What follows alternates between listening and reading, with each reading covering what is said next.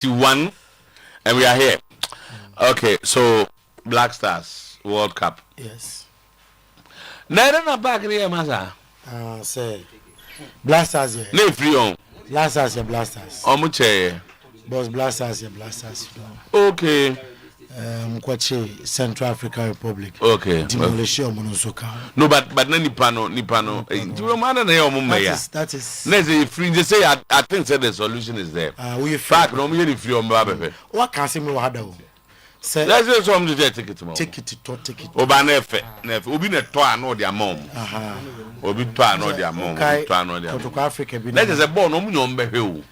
So we are trying to find out why they are not going. And the chess say Otomo de ombefe. And that's an sorry. Sanity.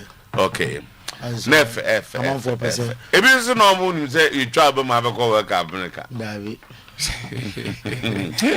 All right, yeah headlines on the but as I say, Yantuazo. Julian Nagelsmann on Sunday. So at least this week, the club football will be back. Yes, we'll be back. But Africa qualifies no more. Wednesdays, no way. Sir, Nigeria have a watch now. Yes, watch now. That group is very interesting. Yes, it's very. As a Benin was 17 points. Yes.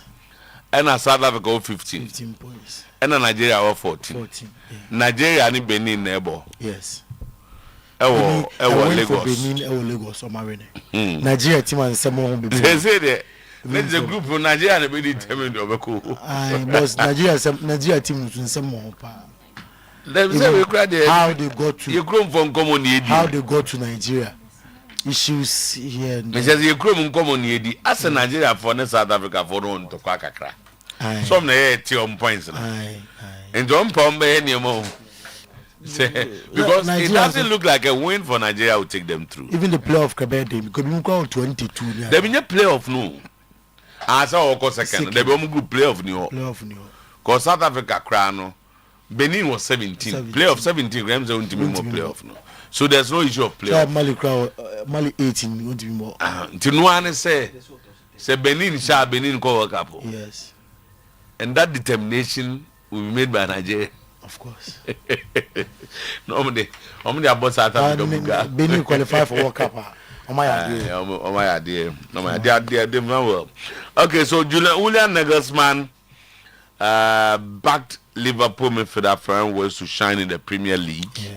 Yeah. Roy Keane said, I'd like to see Diego Simeone manage United. He will create a good havoc. We saw them against Liverpool a few weeks ago. Yeah. The team aren't as great as a few years ago, but they still had that fighting spirit. Yes. William Saliba, Kasafa Mbappe, was a good captain for France, a true leader and one of the best players in the world. He undoubtedly possesses a leadership spirit within him, and when he speaks, everyone listens. Yeah. William Saliba, Anano, or renewing a contract. Of course. For 5 years for Arsenal. Yeah. And I'm imagining Senanka or renew contract and can come away by a cano pay. Kai will permit that cost. Okay, Teddy Sheringham said I think Garnacho is a very talented player, but only time will tell whether he's able to be a success at Chelsea or not. So Campbell, Onslaught and Arteta, some people are lucky. Onslaught inherited a fantastic side and won the league. He hasn't changed much. He's lucky. A new manager, good bounce. Players responded. Arteta had to get rid of some players, the deadwood and all that. While Laporta said, I prefer sex over money. I don't have to say anything else. Sex is half. And we have one Laporta. Arsenal have all the elements to win the league. You better serve on the Ghana's title hope. So I'm going to Kasa.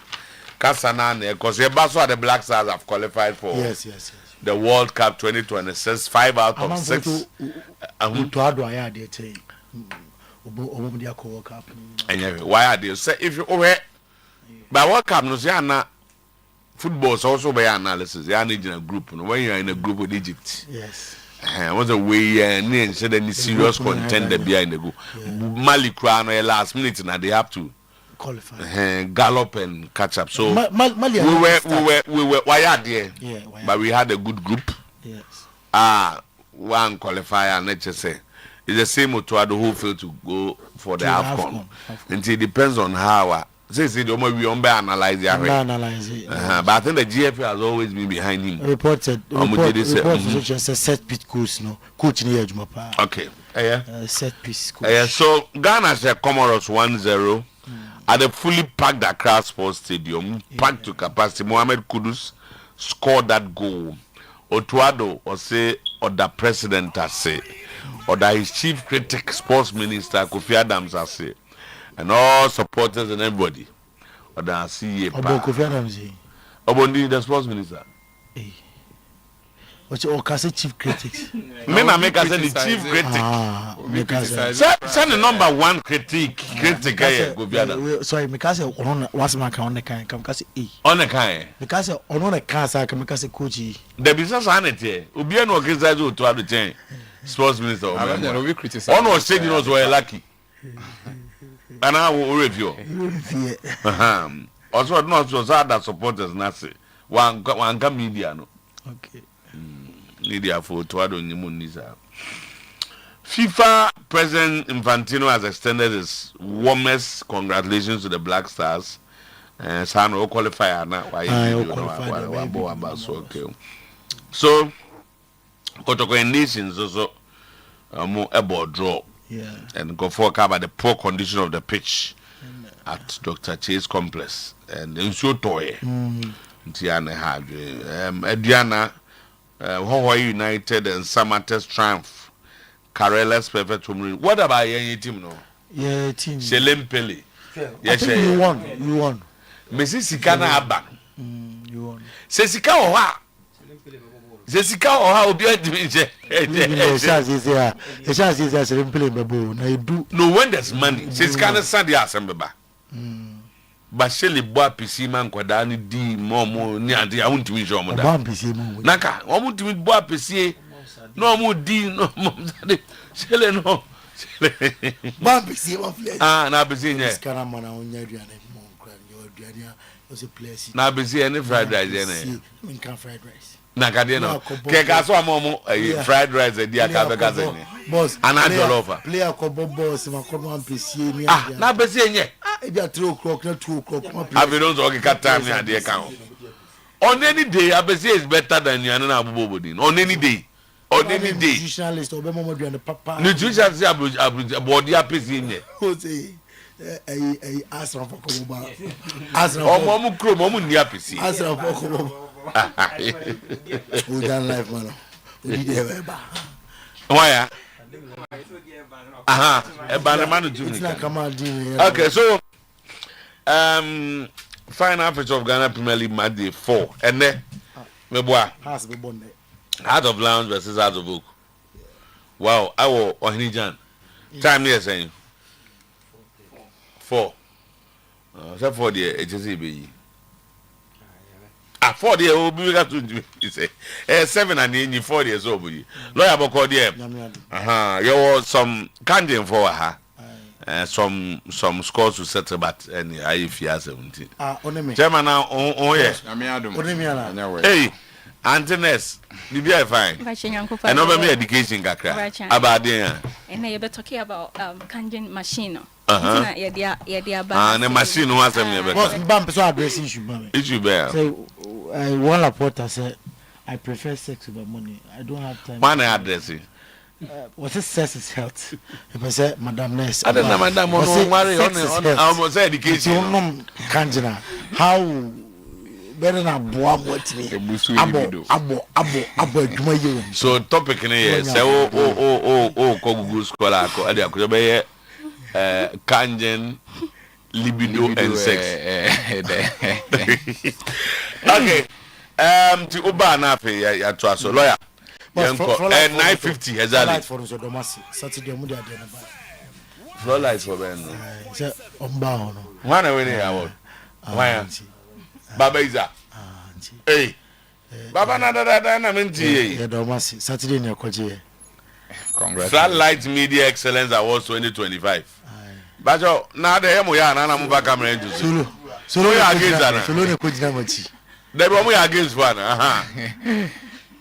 flatlight almost ya hwamu on come some ba ho Sir, I was the legendary award. Who didn't legend? No. Ah, Omwa. No, I told them, say, I say headed towards retirement and carry the young people. Young people. Okay, headed towards and carry. How many are very credible? Oh, Baba, I'm gonna show you the best foreign sports presenter. Foreign sports presenter of the year. Baba Isa, sports lawyer, NA. Let me also say who's it. So, that was Kata. Congrats, why are they? Kata. Oh, why are they? Oh, video. Kasai. I'm a Kasai. Okay, three and a half. Who when you are what I'm born again. Boss, he speaking. Peace speaking. There be a who's a solution. Best foreign sports presenter. Those are Kaka foreign language. Na say but it's There be that they also didn't see Anna. I'm doing capture. The DC table, no, sir. Oh, Baba, when I'm in TA. Mumbasi baby, a first candy for an baby, I didn't wait me a capture. Oh, fine. Oh, Baba, why are they? Also, me pet baby chocolate with my now the comma. And this is because you're Koba GB. Can you minima Kamanya win my account story? Tell me from Sankore to Akatiso Nesaniam and to winning an award. Sometimes, okay, if you are mechanic, the means to sit on in Yamia. Why are they? Be a wide you. But at that time, I said them 6 months. Why are they? Pa, me boa baso. Why are they? And then other candy for your cabo near my Baba award. Ye chenny baby. Congrats. Why are they? Also, the me I met candy. Pack back kwa madi akoma bibi jamila na bibi aye fan o da award ne ko che no da bi nyen no number go che no yanko 953 eti anopay yekum konfom kroso na ensem a edi adencheche na epumfum pa onko fom kroso no ye de ho nsem ato anim ensem no doso ene anopay na mom de disefata se ohwe na otie ena yede esum won nsem no doso na abusuam ye be hase afi international football num na ya toso ede afi ho de tie nie etam nwanari with the under 21 national team nyasem kitokra with the England under 21 national team no ono e training ye enti ye be hwe de oye e training grounds emra ye dim komom e wo FIFA World Cup na 2026 FIFA World Cup nyankopobwa next year na abebaso na historical antecedent of the tournament yawo records bi ewo ha ebetimi asi in 2026 World Cup na the longest gap between World Cup titles na 44 years. Italy omoje 1938 until 1982 and amosa eremum akwakohwe se bibia be koye ade ama womum na England betimi IAP onum se England abusuam since 19 and answer ukomwa 60 years of hate for England ekobari sa na se mfie sia omantime anje 2026 na emfie aduesia na omuntime anje World Cup no be most consecutive finals West Germany 1982, 1990, Brazil, 1994 to 2002, and after Ukomwa, France, I joined with West Germany, and after Brazil on 3 consecutive finals. In 2008, 2018 boom, now to finals the second successful World Cup 2022. Now Amasako finals Argentina and a J and TFE Amunsamiti Kobanisa Amasan Kuko Manim Biem na 2026 Amutimiko finals. That's a France Ako finals Makumako Miensan Totoaso to say Brazil the West Germany Denom most consecutive titles Italy in 1934 1938 and Brazil 1958 1962 now Michael O'Neill ono Northern Ireland boss of the Atuja Germany for a bus squad about personality womobi adia kapa and it's a fighting spirit amontebaya juman physical talent I was omne Germany gamer etodwa enenom wo players no physically omho ayeden eno Michelle O'Neil ninsema odi etodwa enne anopay Jeremy Frimpong ono a player Emma Liverpool onimse oko Netherlands hamon fori ni agrokra eno Ronald Koeman side no at Finland eboma eka enai Finland entimi anti academy bi Jeremy Frimpong entimi anstate ama di that national team Nico Slotterbeck emra on Jonathan Tanyina ebom as two players, two center backs no and Nico Slotterbeck and then Jonathan Tanyina amadia to just say omo happy omo both together understanding eye juma and yensema oko Nico Slotterbeck and asuya odi etuja Rasmus Højlund edenasi na Rasmus Højlund eniema ekoye ama ase oko Napoli no krensa niema ekoye goals no ugusua opo and was secret bia ni bia secret no aye clear aye hard work and abuam ama eniema ekoye ade ama team the flame coat and aye Listo Pasua onom ana eltwanim say against Sao Tome any kwansa good day ba ka tawaya there oh your brother out here against Sao Tome no a gamer no credit I was the flames follow Tombe Pia no fe omutim etin kunim omutim fan da Ethiopia I was omutim twanim say enkurum jeno ebetim aba the Football Federation of Kosovo ama condemn anti-Kosovo chants emra na amu esiakan na supporters no amani Serbia niamon sema supporters na no enya dia sa amani eso na Julian Nagelsmann or coach Emma Diamond South of Germany and only concerns bia about Florian Wirtz or a good player in football. It happens et to be a change environment adaptation no it be a slow kaka no doubt or a good player coach no bam assist no bam or be good for Liverpool former Madrid boss Zinedine Zidane madika be ka story no acha say or try him say after 2026 World Cup Abaya Juma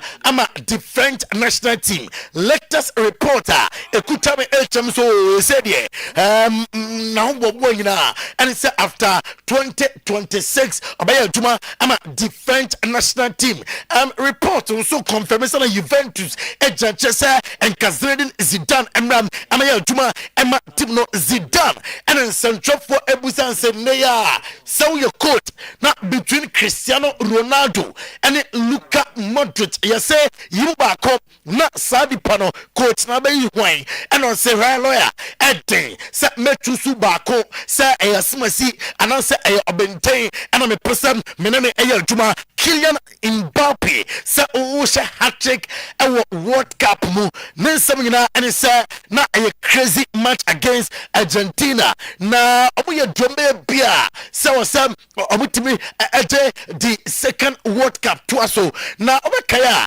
Ranta kolum one nyao ne Emiliano Martinez goalkeeper no abo panyai na bo no pim Emiliano Martinez ne nine and odi to just when na a moment da senka the French national team etekia enka on that faithful day enkrumje koi ante ema team no o say Argentina na amuti deserve 2022 FIFA World Cup no amuti meje Rafael Leao one cheni with a Portuguese national team na enom and Roberto Martinez say enye pia entin one cheni with the Portuguese national team take it for say Ombeko World Cup.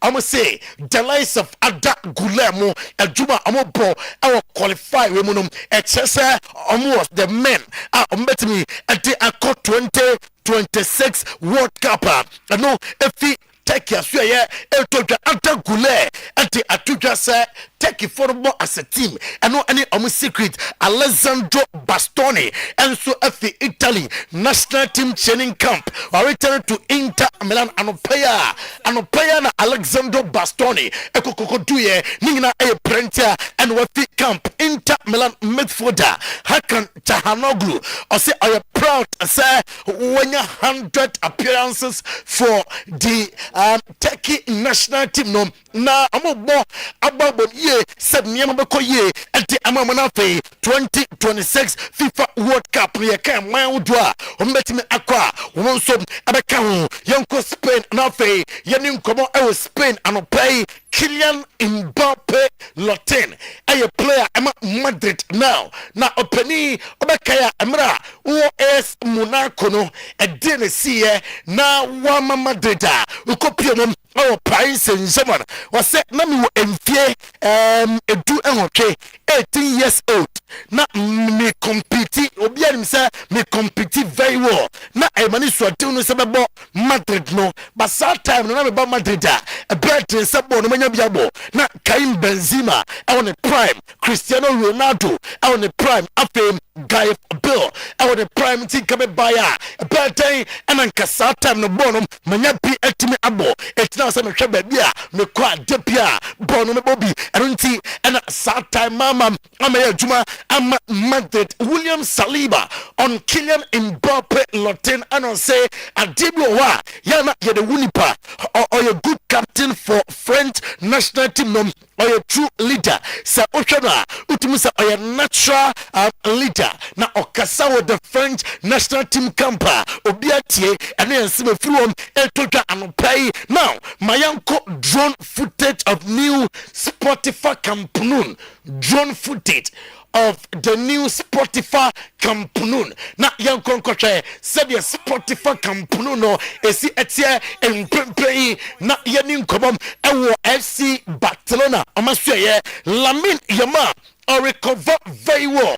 Now, according to reporter, the Kutame and say Lamine Yamal against Girona over the weekend. That is Saturday. Obenya limited minutes or more 90 minutes. Minimum coaching staff no our clear plan say Nyankupo Bua oberete the full fitness amra omo airport classico and no ye letters eka yensa anopai confirmed Danny Olmo arriving ewo Barcelona and no letters eka yensa and anopai anusu weekend ultimate akan Emma FC Barcelona na one Laporta or say Leo Messi ewo great relationship with FC Barcelona emra Mary new na okopiem ewo Paris Saint-Germain no and ma omantam tete kakra say amugusua wamukasa sa ambassador pair relationship no bi na fe amanya a proper fair match at the Amadon Ferran Torres and so at the Spanish national team camp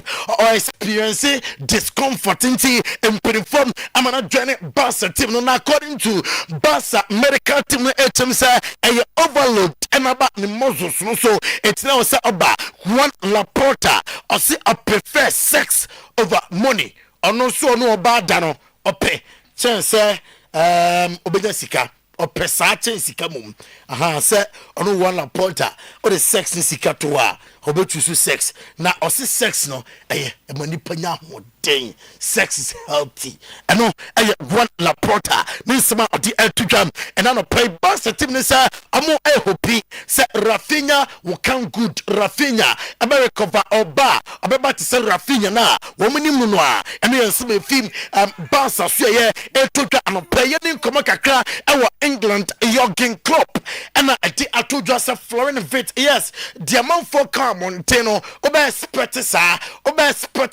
ni pobe kan ho sem bebre it sounds a player or share with the Diamond Shaft of Germany say a good player or share with Leverkusen say a excellent player to see Sikano abe fawa you are expected say obetimi adeliver or say abuche and also omunya Emma Florian Wirtz obe develop ye ewo English Premier League na Jurgen Klinsmann and to just of course no doubt boy a good player na Florian Wirtz no or did you say and kakra about woman steps into the slot tactics obono we shouldn't forget say na Oyerepa and the auspices of Chapi Alonso and the Diana Alonso de fem Alonso tactics and onslaught there and your pair Steve Paris and I did Tuja at the Kudientia one Tom McGahey Liverpool and I say I decided in the end that based on advice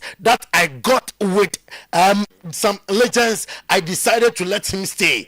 Now Penini say at the Kudientia McGahey Anko Liverpool no minutes in Penimphobia and legends Piono Mudim Kabanum now set boy Nitimitna no Yajuma and Martinum Chelsea Liverpool legends Nation Ekabako woman Timmy Auntie Enti play on Oyerepa TV no so yabasha Liverpool legends and Chelsea legends gamer one more a boy wodim say etubabi nanka Diogo Costa okokonto kwa ningina adjust so so a uhwebi and play Roy Keane or sit Ukraine ono de nkadepe and said Diego Pablo Simeone ebe manage Manchester United na onya bi hu bia ewo Atletico de Madrid na that fighting spirit from Atletico de Madrid, sir, fighting spirit and we Manchester United now on wire.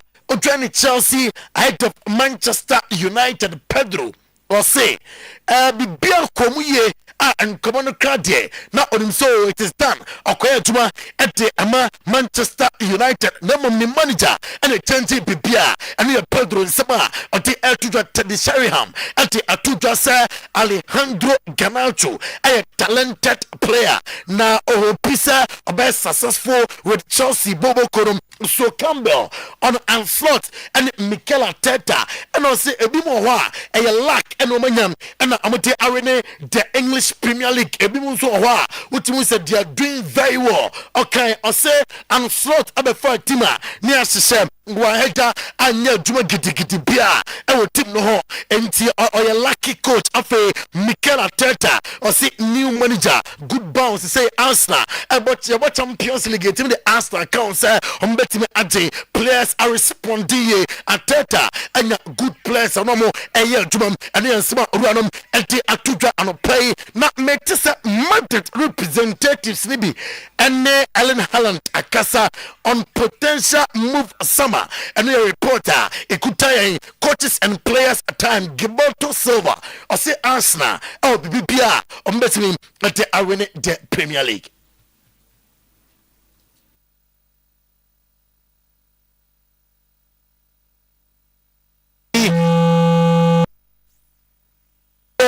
Him say the Southwest no at the Amamoro Ekadi. I may say that, and hope things keep going well. We know how tough it is, It's a long way to go, but it's important in every game they keep doing the right job. I hope it works. I hope it works well. The good thing is that when I look to the games and look to the players who came on, they look so comfortable in the team. When they play, they start, and when they come as a sub. This is. Now, the soil Adam Waxon of Crystal Palace. Steve Paris said, Onion is what do be as a Pempe or Betono. Amanako Bebia. I think Oliver's a brilliant guy. I think he's a sensational manager. And he's about the conditions being right. It's about everything being, that's what he's in football for. He's in football for those days where we give all that pleasure to the fans. And we do as well. So, if we can align those interests, then hopefully we can make something happen. But you could end up.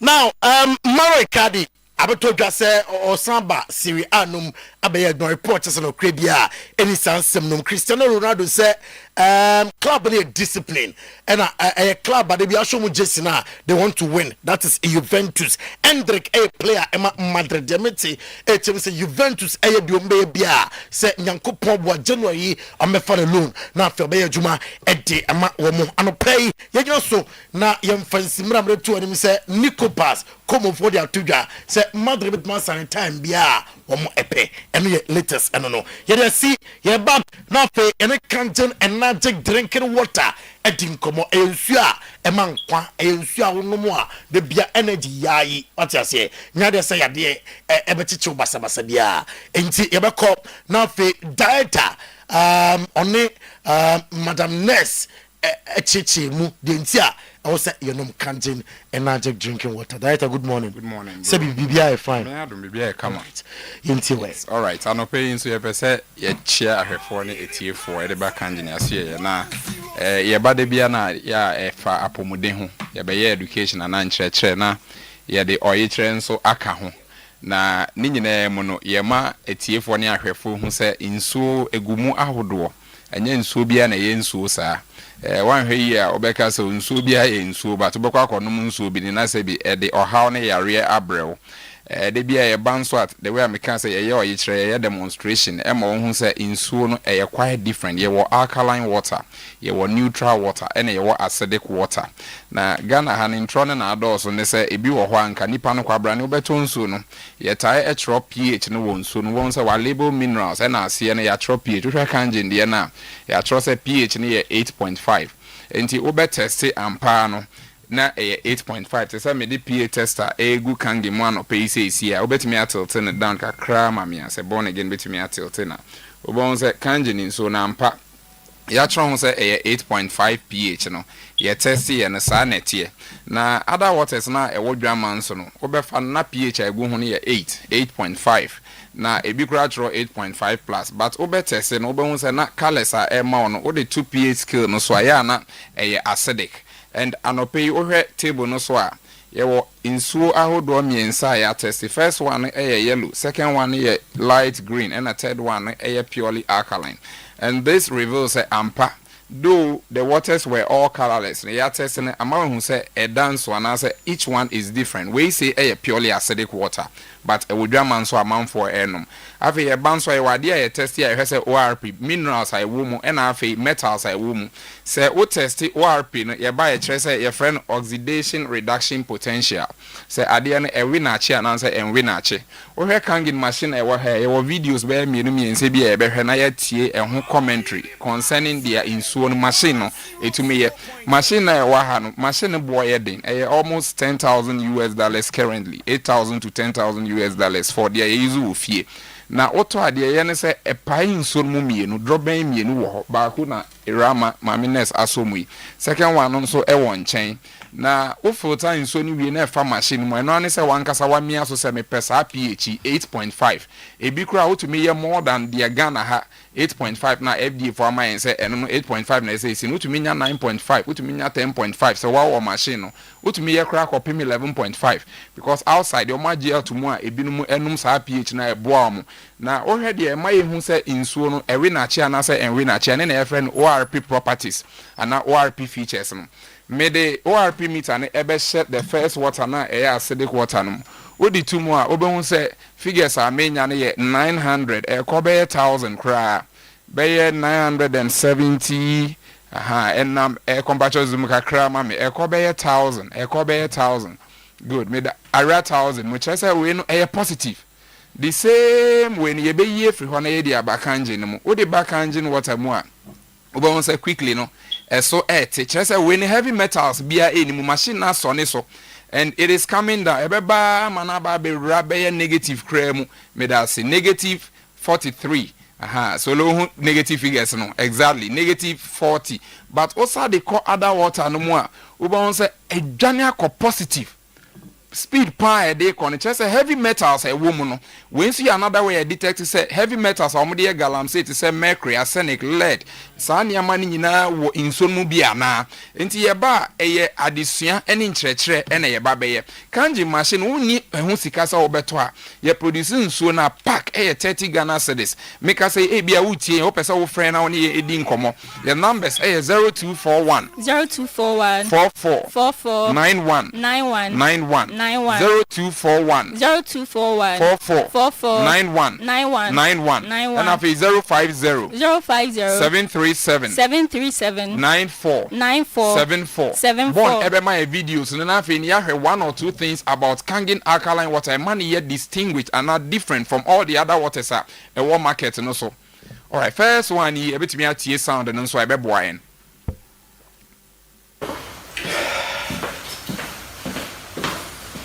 Good afternoon, everyone. Today I'm going to test and tell you why I drink Kangen water. There's a reason why I drink Kangen water. I will test through the light bulb.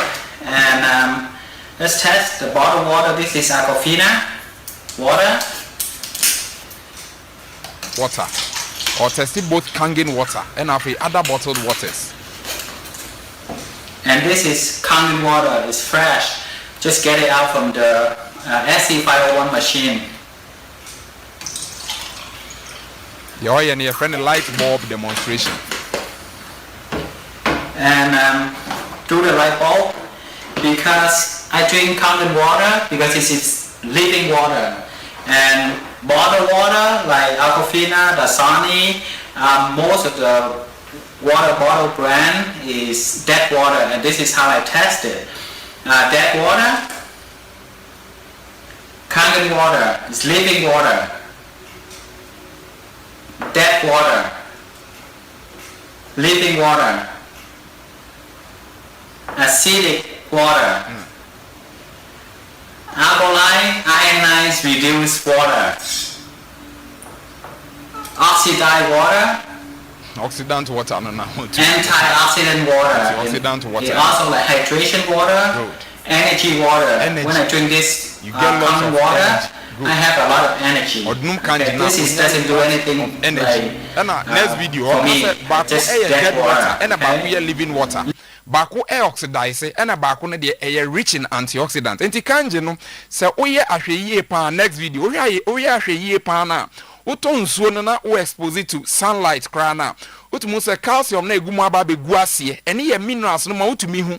Ubo Kangen every machine mu directly. Emu ni nyina te se mununkum whitish. Yehwe next video no. We oil demonstration and also Kangen machine no na o use. Hello, my friend. David Addison here. Thanks for stopping by. I'm going to do a little science experiment for you today. Hope you like experiments. Most of us do. Now, this machine here has seriously changed my life, and I'm going to show you one of the reasons why. So this Kangen water machine makes 7 different types of water, and in today's experiment, we're going to focus on the strong alkaline. It's 11.5 pH. So here we go. I've got in my hand a small little bottle of sesame oil. And we're going to see what happens when you mix oil and water. What do you think is going to happen? Beautiful tap water from Vancouver, BC, and the sesame oil. And I'm sure you're probably expecting this. It doesn't mix. Totally separates. If I divert the water from the tap through my machine here and choose the strong acidic water, from out here we've got 2.5, which is very acidic and it kills all sorts of bacteria. We'll save that for another day. And out here on this side, we've got strong alkaline, 1.5. Nah, Just water. Just water. But nothing too fancy about that. But check this out. I emulsify ama oil na be yet boom. I emulsify na completely emulsified the oil. these things over and over. And it's just water. So think of this now in terms of cleaning. What I do is I fill up one of these little guys here, and I use it for cleaning on my surfaces. I use it for 91 0241 44 91. The American try to answer na Irama be money said. Demos and now each try nyina na experiment you know. O pese unhwan no ne se wa fa smartphone. Now what type A be a Kangen water and light bulb, Kangen water and blood analysis, Kangen water and oil demonstration. Sanya me nyina obehu last one blood analysis obi a wakọ lab ya picking ni moja. Na ye be man Kangen ni bi. Before ye be man Kangen ye picking ni moja no. Moja ni endi afrosani mayentie. Let us see how this type of water affects human blood. The doctor is drawing blood from a patient's finger. Using a special microscope, we shall be able to see the condition of her body from this drop.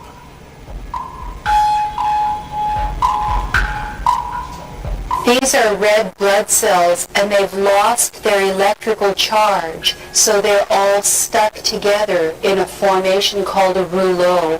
Here's a huge symplast.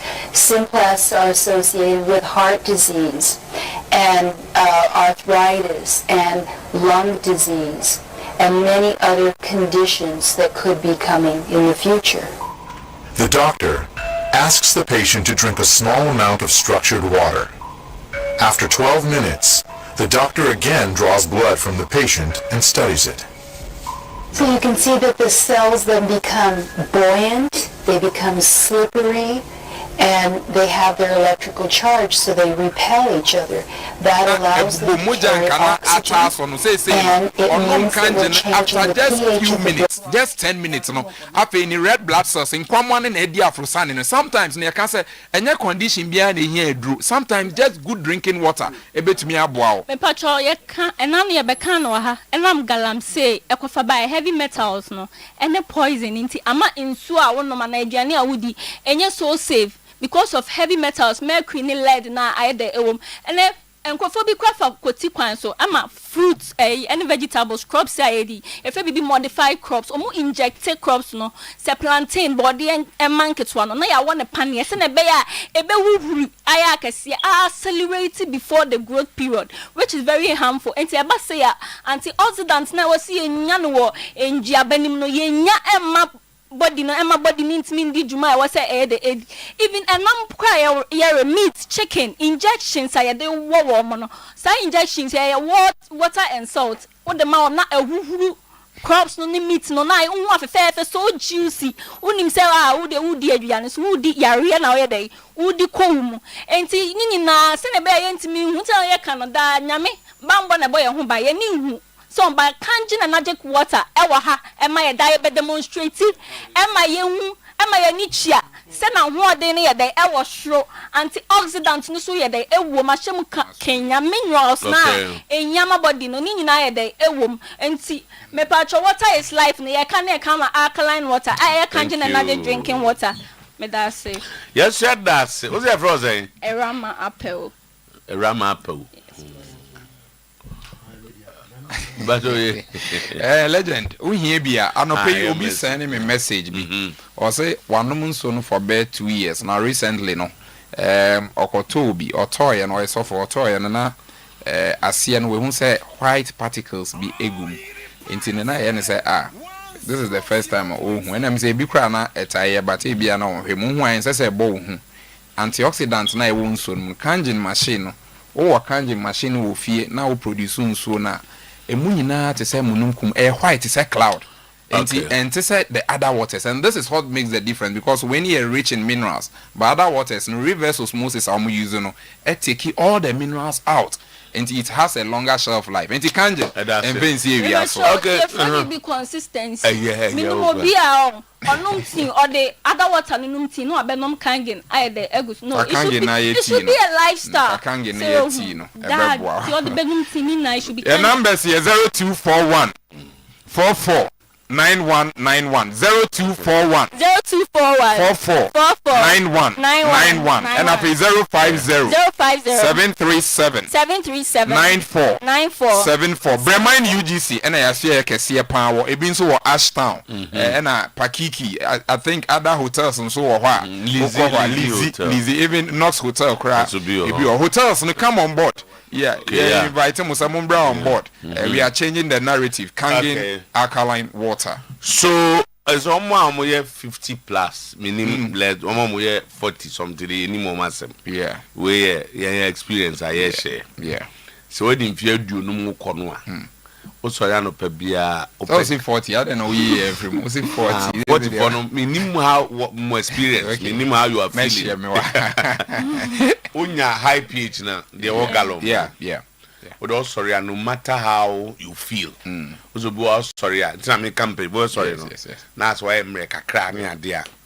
Now I put glass, high pH no. No about first glass. No I'm whole time got crab 10-15. No about second glass. Yeah. Ne bread juma. Ne dia dance. What you say? Proper resetting. That's why be 18, 19, 20 years. And tomorrow we had the orgalum news with rejuvenation. I do. I do sales. Yeah. Na me train is tricky. Is it Jano pay? All process me record the for your crowd because it's the first not so that you sounds when obi was on paya oboama also onu me also na ne kweku don so na onya that one the movie Libya Bogan yeah go to boy because you go so here apomuden 70 no Kingdom Herbal Center any edin komo ene anope na o ma che se yenje Kingdom Garlic capsules and bitters ni bi na yenum yenje Kingdom Ginseng power capsules ni bi nonom yenje Kingdom Tremendous capsules ni bi na yenum na Kingdom Garlic capsules and bitters no 15 years ni ena ye introduce ya o man mu hanu maboa asayare bebre nkrofo a na omo ya dia garlic capsules ne bitesesa hypertension stroke heart diseases arthritis anxieties omo anom cholesterol level also no ni nyina anom ya dia garlic capsules and bitters asayade ni nyina Kingdom Ginseng power capsules and so boa ema sexual weakness e ko eboa ACCI free eboa ema enye unya physical energy awko adwuma so a obetumi dia bo adwuma enso de bia na for Tremendous capsules no eno ye ma no edro vaginal infection menstrual disorders and a bad odor wakodi mpemu agro ate yade anaso anyanka boni bia no Kingdom Tremendous capsules no be Kingdom no opedo do atwafo ani chem our Kingdom Herbal Center wo kanchi drug lane ubenya bi o pharmacy herbal shop ebi ewo ehonomo 0597 298 855 and a 0559 761 144 Kingdom no challenger Odotobi Rural Bank Limited almost a trusted financial partner they hear them womum na ebema yeska wabra to yenchemate wabra ye yeska dia ko she adwuma mu loan packages no egu ahodo bebre ebia wo ye salary worker open loan open esusu loan open coco loan open microfinance loan open funeral and social loan open transport loan and then Odotobi Rural Bank ND and Komo the tienie o top your current account ni bi na anase ubie current account no ato shares wabra busumi bia no ewo emoho ege ama head office ewo Jacob branches p ena yato edi apete ewo Ghana maimu Asantemani Kumasi maimu obuase bekwai Crofrom Roman Hill eija ebuakwa Santasi runabout Aswasi macro Agrekenzima 4 miles ewo Tafo ena fe Bantama mewacho ho nyina okwa Odotobi Rural Bank your branches ewo Freyen 03220 91454 and 0243 710 Mebacho uwo bi ofiena stroke achenwa mekanfo Amen Scientific Hospital e dia ma na no pay ese tutumika na first stroke patient no eko yabemana nante kama ye kwa wo so okobi eba no abanante wan yo de nyina stroke a oba ebetu ase e de ama fertility awo ho nsem ba obewo na wa obiem chronic disease yade bi atra so ache a wo sa ensa no Amen Scientific Hospital ye na the best alternative medical hospital e Africa yeni all the best diagnostic machines yena oba yeno 24 ebia ewo yade esa ewo yaseye me wacho foni chemu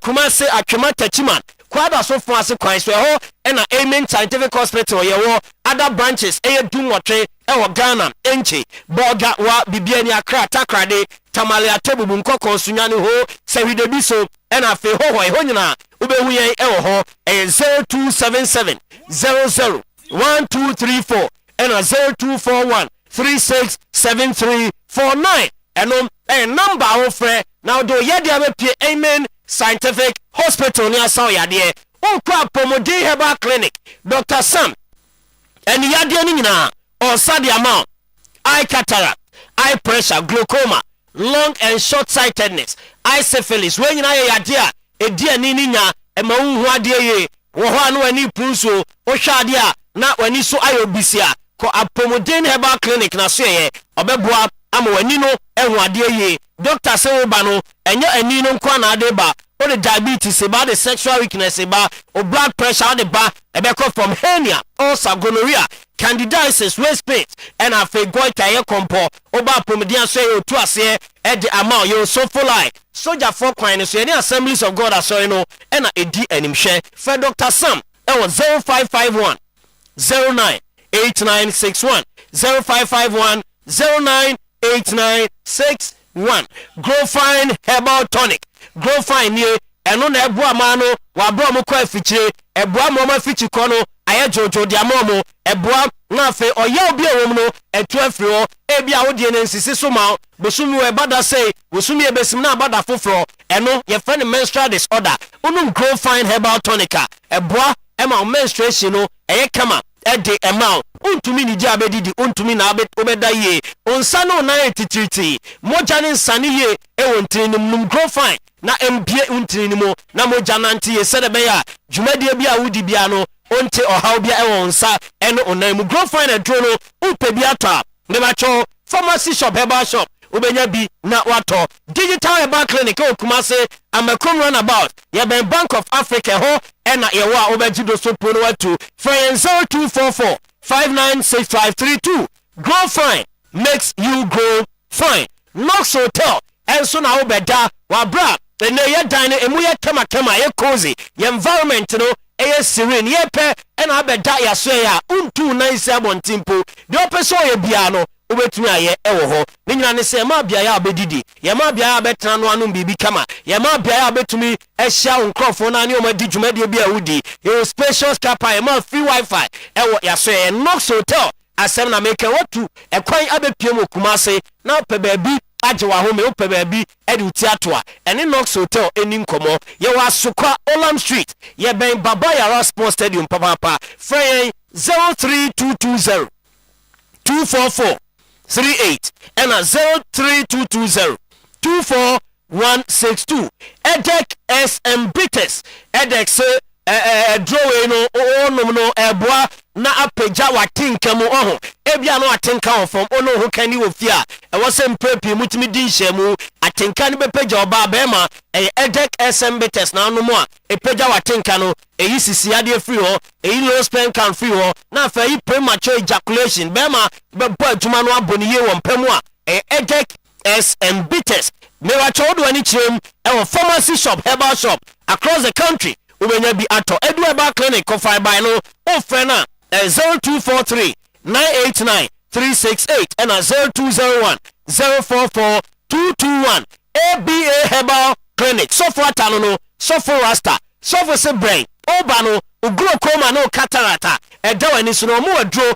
udi gu aduanem na udi a eti wani ne so wan ede maw emwani no ehu ade ewewura ni ni ntire so na ye wani no ho adwuma ABA Herbal Clinic menstrual disorder hypertension stroke prostate liver any kidney ade oba so far ta so for rasta obetu sai ade ni nyina se ede ama for the chem e kwada so dwuna se main market akire onoma na doma incro so ye be Beneza preschool ebe apia kubi co store for ABA Herbal Clinic so far ta on 0541 565 199 and 0502 812 161 ABA no Amansie Homecoming Festival nyame ya adomo abosumi ya wiye ena ye lanche Miss Amansie Contest Kids Talent Show ena Amansie Educational Fund brabeka ho na dwumadi no enye krabehwe Miss Amansie Contest ne Kids Talent Show no 50 Ghana cedis na do home ewrem openchemu afre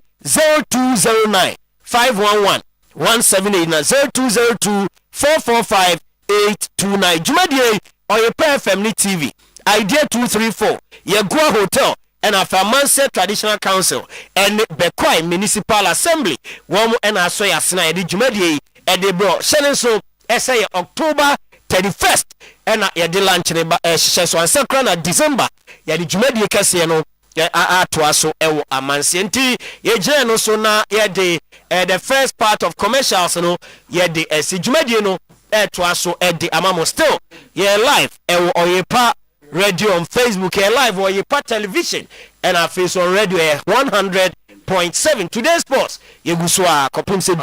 Thank you. Yeah. And that's Konono. All right, Babo. Let's say. Good.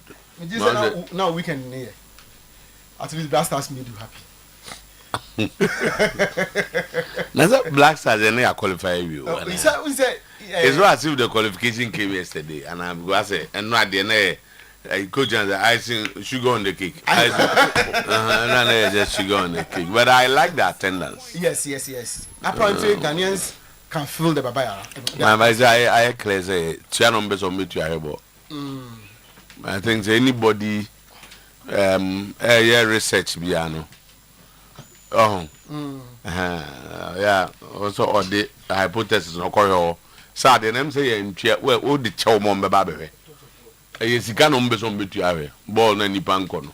I one of the key we say.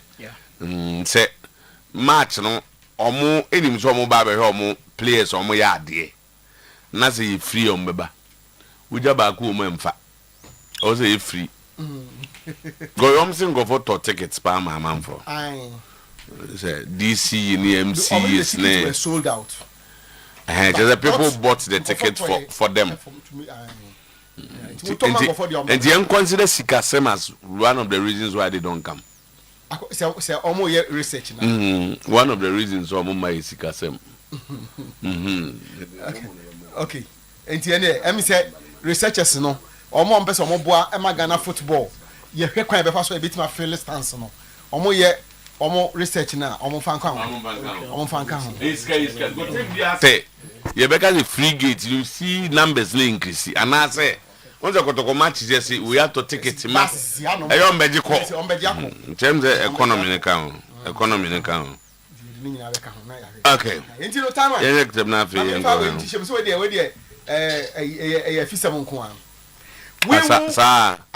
Sana more foreign for me, but catching me.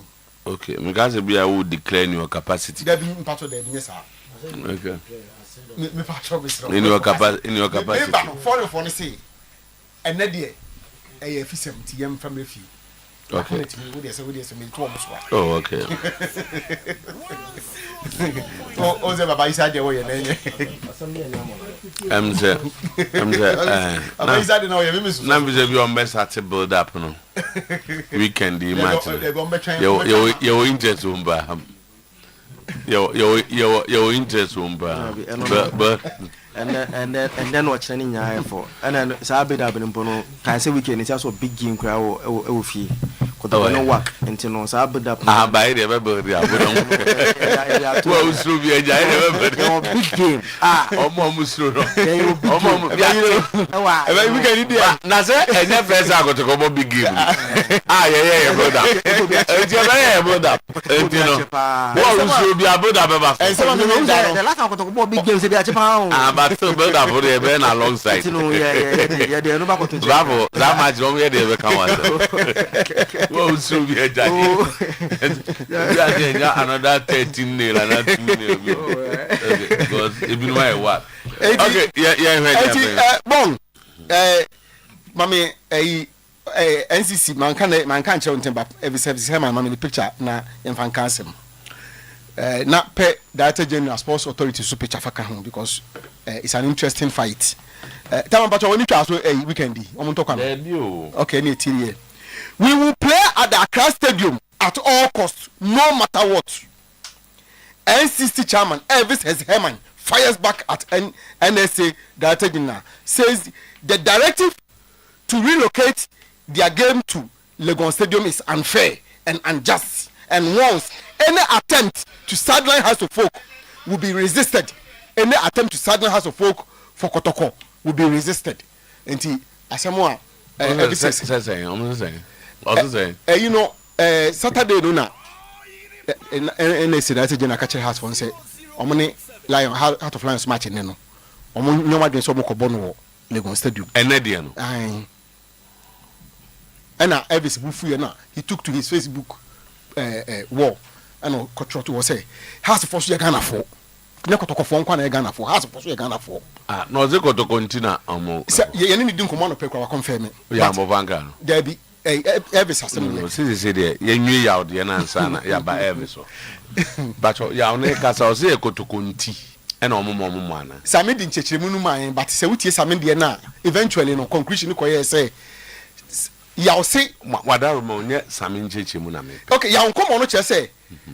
Say, Blasters Boya, pitch no been here 3 days to heal for Kotoko. So what does Kotoko go to for the weekend? Same Kotoko weekend across the do. If a boy here 3 days to heal, yeah. To heal for who? For Kotoko. Really, but more intimidation. Black Stars board, I Black Stars boy, and I have a bonnet. The same thing.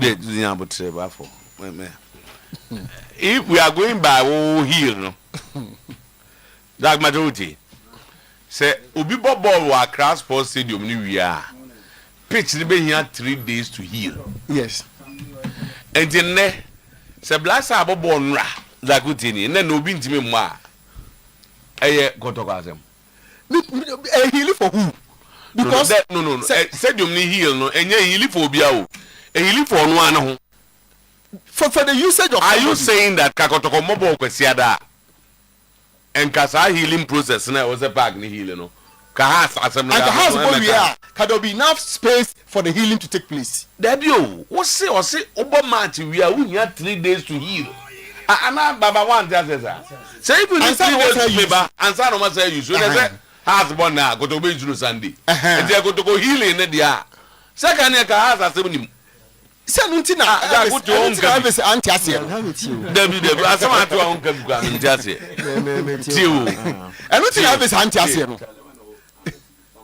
so and no ntina be say anti ase say ade no say kotoko krampo ntia ti asem na see back bia so be use Accra Sports Stadium here 3 days to heal. Are we going by that fundamental statement? According to the NSA Director General. Fine. Nti yemen no enna ho. Enti kotoko bobo da be Sunday. To kotoko healing process for them to be able to play no. Estate awada. Yeah. Estate awada. Enti go bi bon na kefa kotoko ho be. Mintia say rather than say if you play today allow the part to rest. Enti e blasa ball no mbo no nra no. Enu nti no se mo ma park ne nyi na home. Nya kotoko kwasi ada no. Dize bia mo asem no munje kire mu ye ma enti ase de. Okay, na on chim na ye enti ase. Hey. I mean the director of na. You also want to master. Sorry. My ene ya ampo Franka Nkasa. Director General of the National Sports Authority. Yeah, good morning. Good morning. Okay. But on where there? Oh, yeah. Okay, yeah, fine. Just with the quick one. Yeah, but say in Yanche movie. My idea, the stadium looks very good now. Pitch now.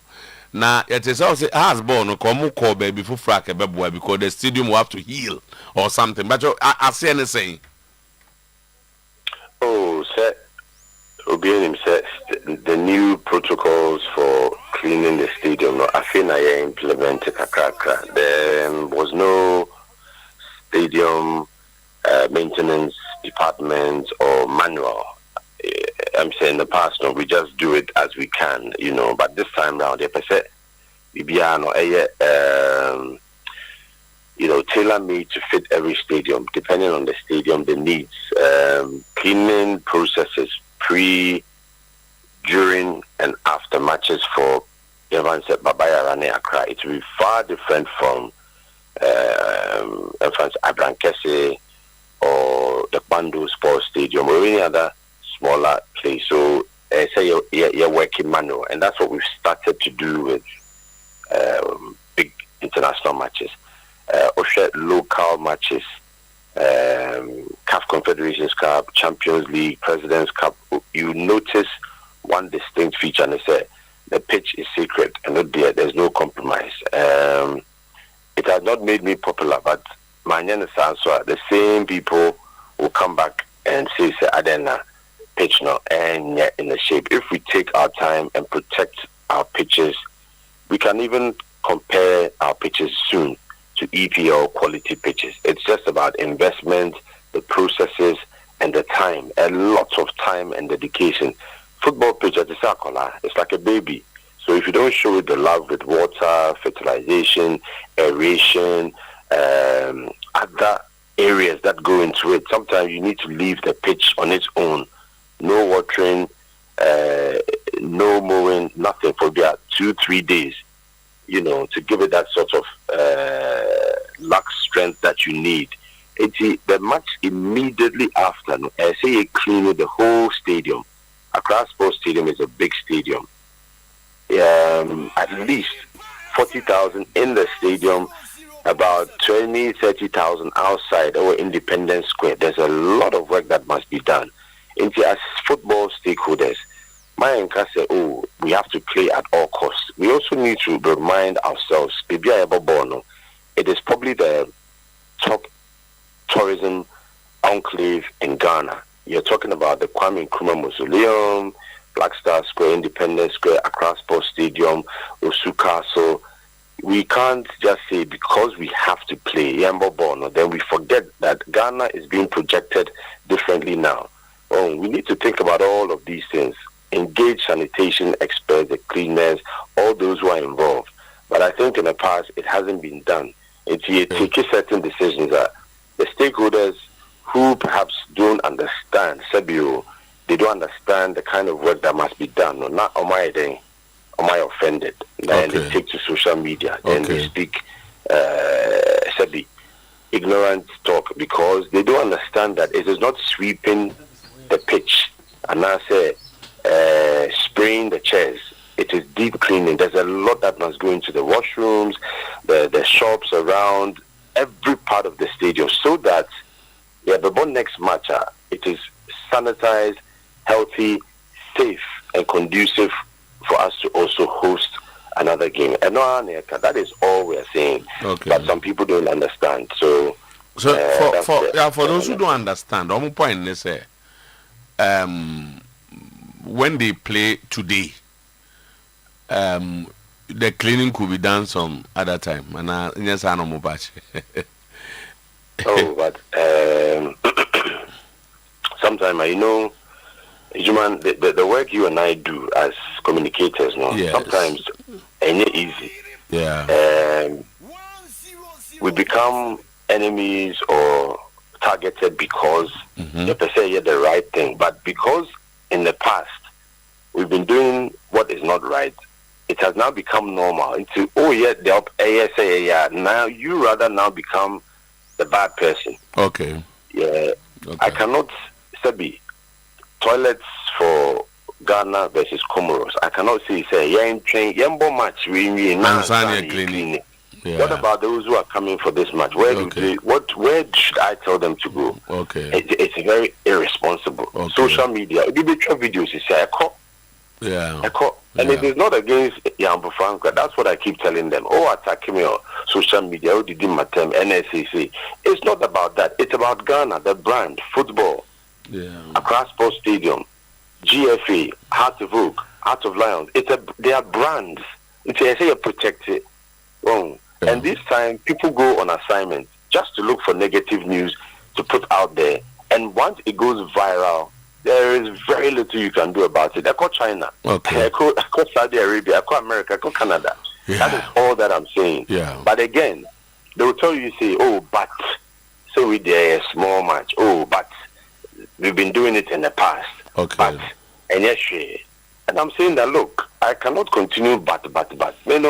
Today I may be there, tomorrow I may be gone. I don't know. I have to work every single day, and my assignment is to protect the pitch, the NSA, all these structures. And those structures I need to also now formulate them. It will be difficult because there will be a kickback, or not kickback, kickback.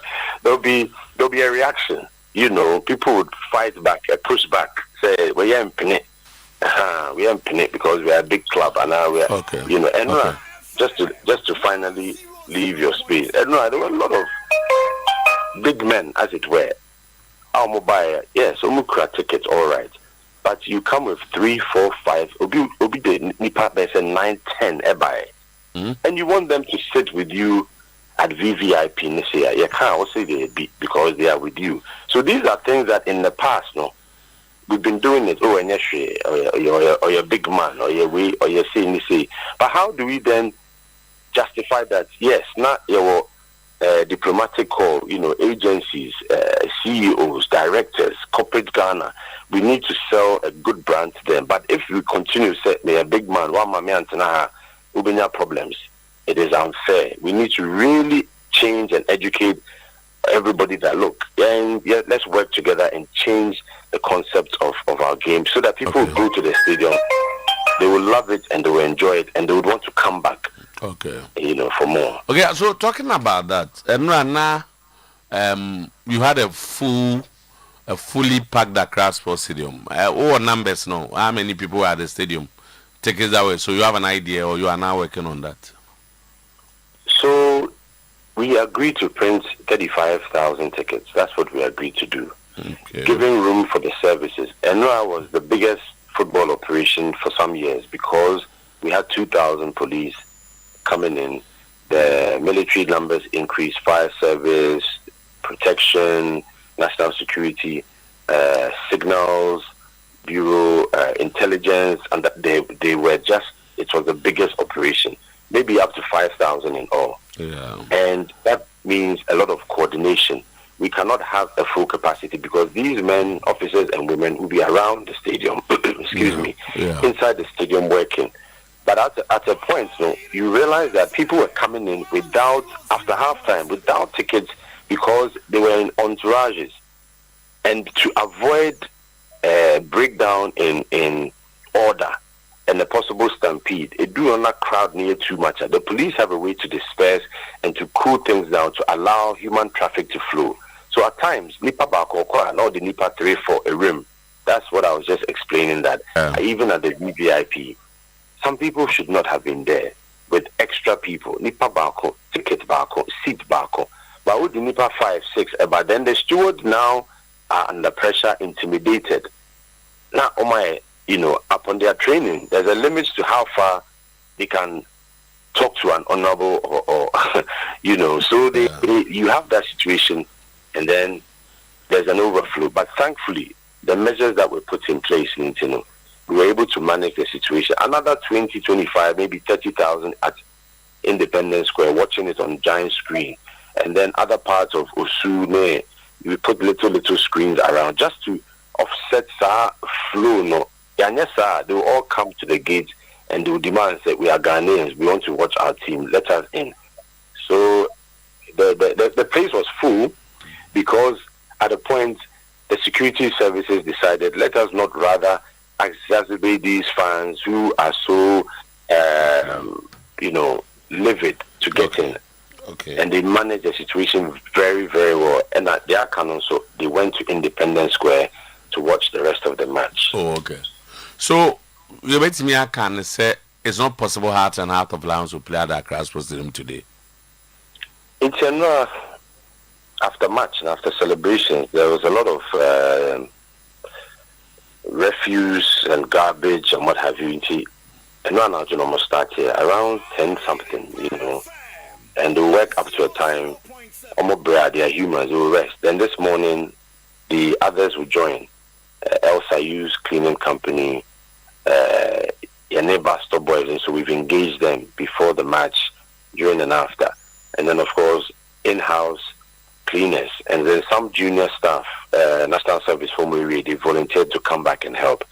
So that is what is going to happen, to push and ensure that this match is played, but only because the scheduling and the week coming matches, meaning weekend, and I believe there's another game on Friday as well. So we need to just make sure that we clear the space and prepare very well for the Confederations Cup game. And these are the things that stakeholders must be united in deciding. Say, let's do the right thing. Let's protect the pitch.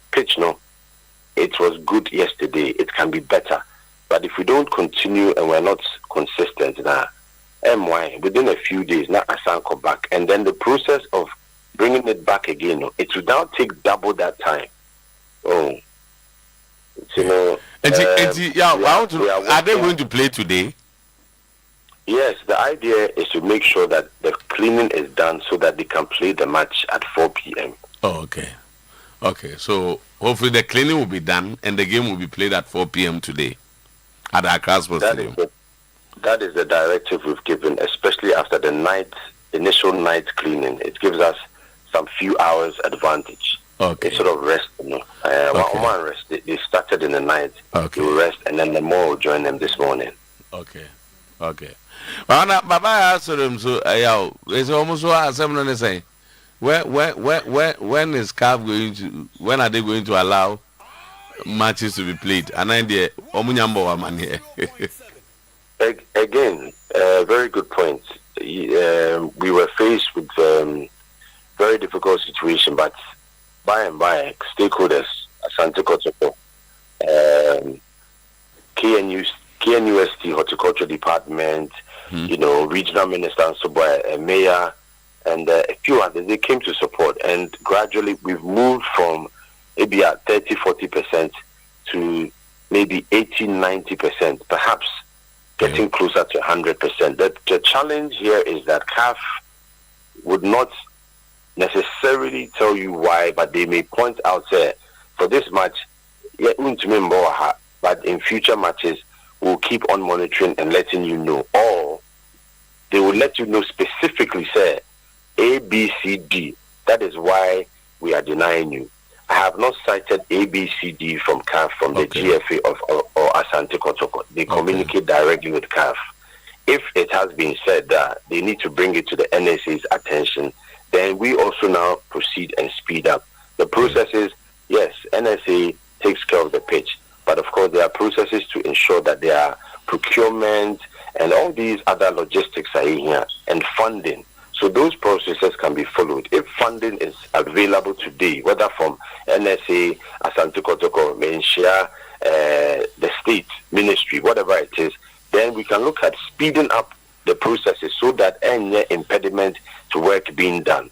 Okay. But the manager only said we've gone past the area of we are behind. Rather, we are at a stage any time from now we should be able to play matches at Babayara. I'm disappointed that CAF did not allow Babayara, because I've seen other venues where it's even smaller and may have even more challenges. But perhaps, like I'm saying, they may have cited something that has not come to NSA's attention yet.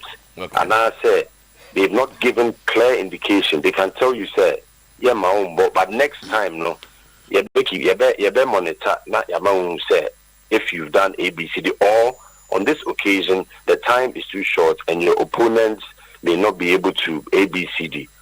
I'm waiting for the clarification on the specifics of that report that came from CAF. Okay. Yes. Okay. Mr. Yampopan Kambasho Yadasi, Director General of National Sports. Thanks for your time this morning. Thank you. I mean, sure. Okay. Good. Babo towards some say abe clear say nyekotoko ntina na obi tell say no ke kan dia unyi kotoko fi mu enyi ono akwa aka confederations cup basu weekend so kan confederations cup confederations cup say kotoko na ebo na mbo Friday cause match match be at the match no me I don't know meaning confederations cup on Sunday but Friday to nipa na ode na asemo cheche wasibu no asaka Friday. But the point is that also almost start here Jumana. I think that's quite proactive on the part of sports authority. They even posted a video. Okay. And on say a celebration no. And in your mom use on the page na nyina gugu page no so. I almost started praying and washrooms near DMs to can say hit call so na nsan Ghana match back when a boy I think Mali or so. One of the matches. And a man for kucha esroho. Na it was one of the trending videos. Ade chinyano started engaging some cleaning houses, bar store boys and the other cleaning house. Say or say baby or cry no mu say omju so obi enkotena ho. When be bounce no obi akotena no etwa videos and pictures. Enti pressure call so na saying pa me sure say no na man started decided say any a bobo we na hoye madia washrooms ni ade no. O say wi ansa no. O say no emphasize so ha no obi akotwa. Okay. And I so one thing that is coming looks like the new government is a bit careful when it comes to negative trends on social media about the government. They say one person also you could chat picture be na adie bi asay na manfo twaba aban na waso be okay. Anti said an asay kan onye kotoko nti. No, yes. But every said I think that's a plus for every. Yes. We are also the heat. So on say utie ya wankasa. Was say some to text to social media and ignorantly write things. Everything no. I don't think they couldn't do. I think that they were how to folk also maybe they were proactive in engaging the NSA. Same thing. But for Gaza and Kundia ban. How do they NSA no it's the point. Yeah, yes I do we are. At the time I'm communicating my house in the Menam Jane say unfair. Yeah. Me read the Elvis post. Yeah. Because from last week, my house be that. Yes, from last week. And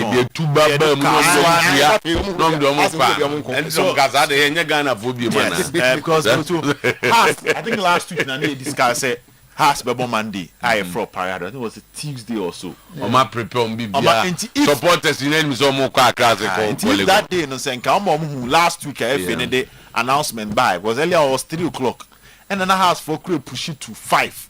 Sending Kebebo na 7 abona omo be come news also at 90 has it per 5 to 7 news on prepare no more come news on the aside contract 4 to 6 the on bet but say 7 party Bon Ghana makes it 5 as FA president and his team entourage takes to the floor and turn across the stadium into dancing floor. And Mr. President, Tama, this is our president, and only did the excitement, the joy, and then the euphoria at the Accra Stadium. Yeah.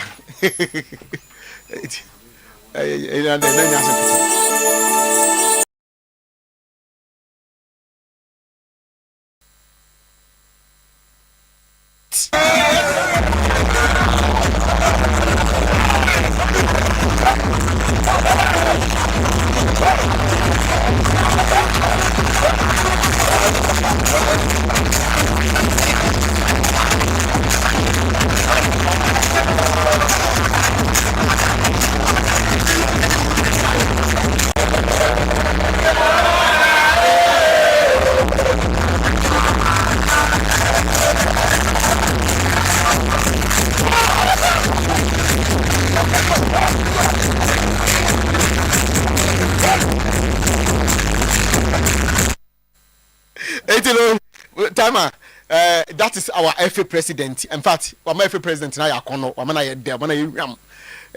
pure white all out. I'm apart from the glasses, everything was white, and clearly the FA president I should say yes. Oh, masa. Asadi asaboni kumasa ase. Enti no munya isa de no na. Yanko Mr. President home. A few years back, Ghanaians were dejected in the Black Stars, but I see the spirit of support coming back. We should take it step by step into the finals like we did in South Africa. We have learnt a lot of lessons from 2014. It's my duty to make sure the right conditions are created so that the nation will so that nothing will distract them again.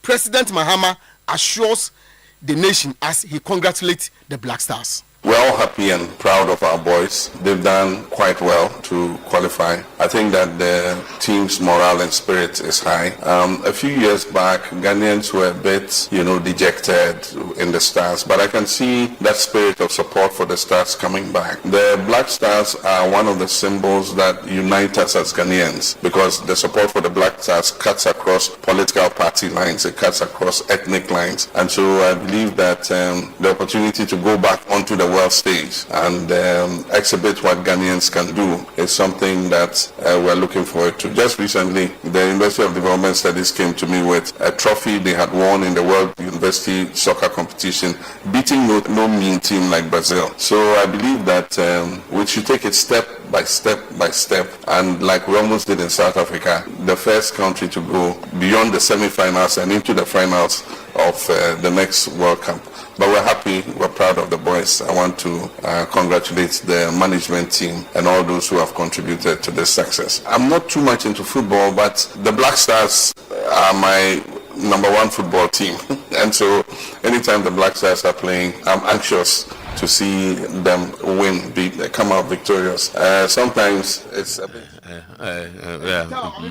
Now, Afi, I thank President Akufo-Addo, President Mahama, and Otumfuo for giving me the chance to be here to prove some people wrong. I don't take it for granted. Me sure say we only Chiridin. Otuo-Acheampong expresses his gratitude to the people who has been his backbone to this success. For me, I don't take it for granted that I'm still here, that I got the chance to prove somebody wrong, and I really want to use this time. It's going to take a little bit longer because I have to thank a lot of people, because in the baddest days they were there for me. So first of all, I like to surely thank the Almighty God for guiding and protecting us. No, it's not about me, it's us, always us. When we win, it's us. When we lose, it's us. For giving us for blessing this nation to qualify again for the World Cup. Thanks surely to His Excellency the President Mahama for visiting us, for supporting us throughout. Also thanks for the former President Akufo-Addo and the Sports Minister Honorable Mustafa Yusuf for supporting us. Thanks for Honorable Sports Minister Kofi Adams, and also the Asante Hene Otumfu Nana Osei Tutu II, and all the ministers who came each and every training to visit us, to support us, to push up, even when we started the World Cup qualifiers this year and the odds were not so good. Surely thanks, big thanks for the management committee led by Randy Abe, always available for me day and night. Good talks, really good. Then also Stephen Apia, Asamoah for spending the time with us, to support us, to talk to the players, to discuss things with me. Really top. They are former teammates, and this makes it even more special. I don't take it for granted that they went with us all the way to Chad and whatever countries to support us. Okay, bravo. Where you know? But maybe okay. I won't say the BS or the to be another be there to be a man. Now the end then they say we prove some people wrong. Okay. So when you say nipa we muta na chima kan yam pamo na djuma why you prove obi are wrong. Adwuma de say adwuma na no ye na nkofo se enyina di no. Asa saa kasa no so na ehye odin. E ma otimi ye adwuma ne ye. Sisi e bi akza nkofo no jana ganye ha na ewo. Tama and also omukra na kodom massive first.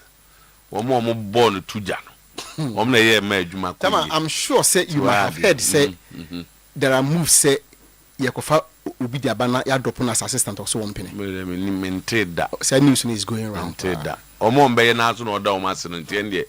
E ono anasem. Captain. Jam so to. Ye wa haidie to aso na afei. Me da se. Omo mde omo mre. Ah okay. Obi di mrache wa. Isaiah. Okay. I disagree, but I'm saying to us. You disagree with why? So with the mrache. Because I'm not on the no uchamai. And I me only disagree. Say me dia. Uben ma chomo mu amekakra. Ana me pe analysis. You. Say uji tu say me dia na mzo bi dia cha. Say no dia cha me. Na disagreement no way. Okay, because truly yambo for ankra ni na pamfo adwuma I know seeing the Accra Sports Stadium no we could clearly see them so too they are not resting. They are ensuring say Ghana at least it get to a point now baby football Ghana drew and it's all buying pitches any stadiums are say the etieno and say all my different narratives so too and to be our no game ni bia no say we be TV for na yan kan choose Accra Sports Stadium and here you mistakenly think say you born on Abia England and now Abia Spain be because of how the stadium no na aye nice the pitch aye neat na so to say ball no enam so you could clearly see say ball no air flow unhu say ball no air bump bia na control ni sa na Abia ko hadwene. So with that no I think say you have to commend them, but then say Oliver Twist you always asking for more. Accra Sports Stadium near Huno. So we move quickly to Barbarian Sports Stadium to the other stadium now. Be free say you neglecting for years. I'm a nay and Ghana. So the ball do say Kaye the ball ha not clubs now found wanting like what has happened to Asante Kotoko no. And to me feel say step by step. Chene beche ba enka ho. Last year I think under the last government Baba Yara kwa renovation ne ho adwuma ye I think say so because 5 times or so. Say if me counting a writer. So many times as man a course, but they are not acquire say you fix one problem be na you jai dia kan. So you know the biana problem no keeps coming. Keeps do anaka for because say do anasa say that's why don't na make say yes kotoko de na ya pa senka kotoko you know we want to see Asante Kotoko in Kumasi Baba Sports Stadium but the calf the abano we should not spill over we should not cry over a spilled milk rather we are thinking about how Kotoko ebetimi aye niam better e wakra at least for this game na ya hwese in the broader picture no you bet my Baba Sports Stadium afa se Kotoko e qualify or team be opposite use Baba e qualify yeah san ko train calf because you read inside the stadium is perfect fit for purpose we can use for all other events competitions or tournaments because to that na Baba say go south situation mo at that time na Baba south situation no na you timi do calf competition na Accra you timi no so mo. So are we going to continue that style no say one higher year na ha say now it's a Sports Stadium now Baba struggle. I'm happy to hear from the sports authority boss who say omo move from Bibiana first no Bibiana calf for no e wono to a stage. I remember as a communications director the car say Baba adunu ye only calf for no bet my bet because omo free say they've done some work Baba no be ready to play on to recently with the now Baba brown we saw say na so Juma mo started omo ye no ho abedu that stage I do sena Kotoko expert say calf bet my approval ma wo no it's only time and affect it so we can move on and continue to support the sports authority and support the ministry to do the right things for Ghana. You not change it has always been difficult for Obia, especially young Africans, so to change from one situation to another. But so to me, young so at the party bar. So I commend them. Now the Black Stars have qualified. That's the most important thing in I hear anymore. And they every president as I know Odie. Sasa you know. You see the point? Coach I saw the man him. You so too. Say na ye ni abra na ye tie mu no. We na ye pema wo. Etina Asante ye kan sem bi say. Ba for Asante be o kama me me de. O say o papa so pan ma so so to nyina no mu de. Na mom ni ye ntia. Ti supporters o mani brave they no criticize. They not all you be atem. They not all team dance. It wasn't like say you penny ye and buy your own. Who say I saw what I do or Sasa go just go. Na onim say or Sasa the jiska. Otuo-Acheampong munim de nje osade. Adentia. Say president on the go work up. President akas on the oh I think say me no ya do because that minim say no voice na nkan we say interview na omokoye na no say President Mama praised Otuo-Acheampong and his backroom staff for guiding the team to the 5th World Cup appearance, urging supporters to show trust and patience. There have been ongoing discussions about the future of Otuo-Acheampong, with some questioning his ability to lead the team effectively. His second stint in charge began with his appointment the number President Bekase Bimoha. Or say, Mobian Destebe technical team, no. I just want to look at that way. Let's give the management and the technical team some peace. I know we are 33 million coaches in Ghana. Of course. But please, let's keep our coaching to ourselves. We have a foundation. And let the coaches and the managers handle the team without distracting them. President Mama said. Kasanime dem so too. President Assembly. So bienya Otuo-Acheampong. But who's the president? What can say your criticism in the oh, but you okay the indirect you just say about the cacophonious state. So but they say Kasano and Ozumunya Otuo-Acheampong. Adwuma na no ye no. Enu de be jana na. Say we the president can say Otuo-Acheampong obet ma just suit na sa. Ya Kasano Ana make us to Kasano e kan bebe no. What I say say criticize here some criticize. Anya kidwe mam go bo. Make us say that to here ya. We wanted to see this done from them. That's not because I don't know the day. I said almost ask for this guy. Yeah. But yeah, Kasaya. But and for who interesting statistics. So Tuado. Yes, of course. Is the best performance since they started a journey to the World Cup. Yeah, when you have such an impressive show like this. On paper, that's correct. That's true. I think in this when the group was over. And yet 2 months ahead, your points in there they can. Who's a lack? So we have to like play role. I overheard the sports minister saying, well, yeah, on that lack, you qualify the black. This is also Jai President Zonyai. Oh, say Ombudsman say you before coach Van say catch us want to answer that question because there's more to it than say okay that you know I want to believe you know it's good for Ghana Nibia right to celebrate and the American Ghana for the bomb to United States of America and no be eka whatever and by Friday no and say draw no one my draw near 5th December group 5th December yes 5th December no okra either say beko US say beko Mexico say beko Canada Ghana for and they call World Cup and them World Cup e dey ban you enjoy it 5 times as of for America bin jay say baby o ma yom sem kom no say o ma no mo no baby e dey beto say Mexico and Canada because the process no the starting term to mo ka kire amanfo na Ghana beko United States of America.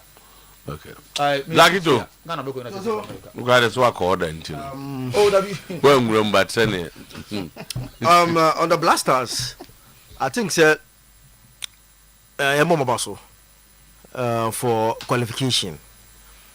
Every Ghanaian BR, they know all purpose to see Ghana qualify to the World Cup. And whoever criticized, some of BR was directed at the team performing and qualifying to the World Cup. So I still believe that it would be brave. A lot of areas are before the tournament.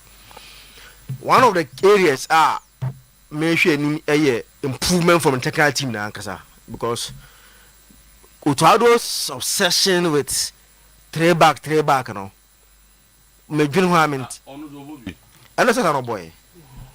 I mean, what now Ghana sank low to the sense that Comoros, you won't say a big match. Not three back, that's a defensive approach. The three back will also be an attacking stuff. No, but I didn't enter. No, no, Mali, Mono, Kromasi, the CEO Kromasi. So, place 9-1. And now, Okobo, South African Republic. We are so much blessed with wingers. Any team, Biano, any Ebola today. So, boys, the team is in trouble. So, why distract that quality that God have given us? First, no.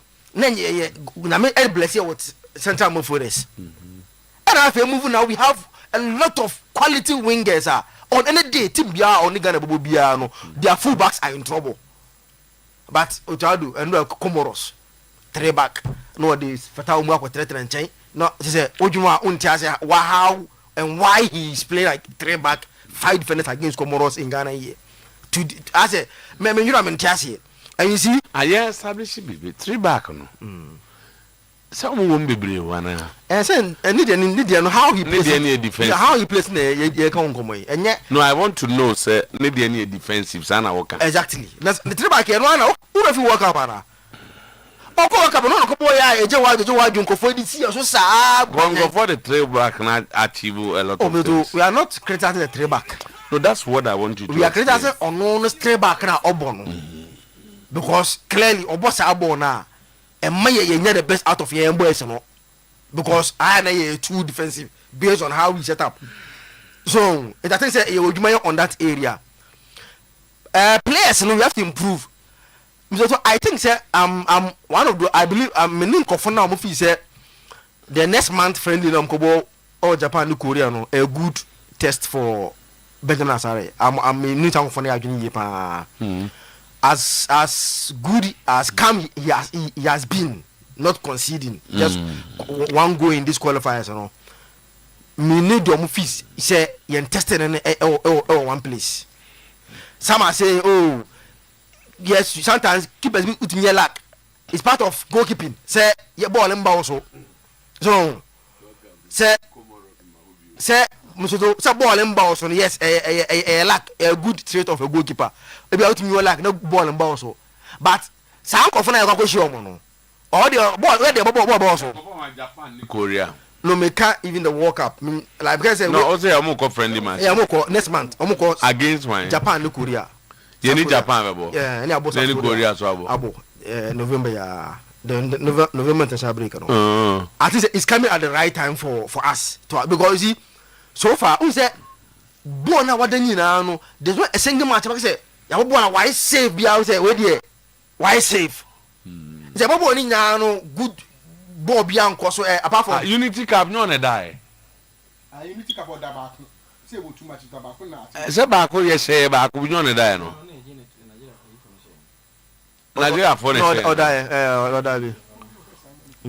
I competitive matches no waje one goal okay and I think say to say it's good say South Africa really about the right time because honestly qualifiers and he wasn't tested and then just say in case on yadi o so chroma think for ni masemti you see almost on yadi in case o kind of watch him no say as my own say we can simple he hasn't been tested but Omaka say oh was on yadi truth is that Asari is a very good goalkeeper but yen tested no qualifiers you eti eye say Yakobo Japan no Korea at least omo players that especially say omo fi they will test us me wani nyane ye omo home ground ye be Japan for Japan ade back so I guess we need to test pie Patene Sibo no combination I want to see them in a game very tough and fine out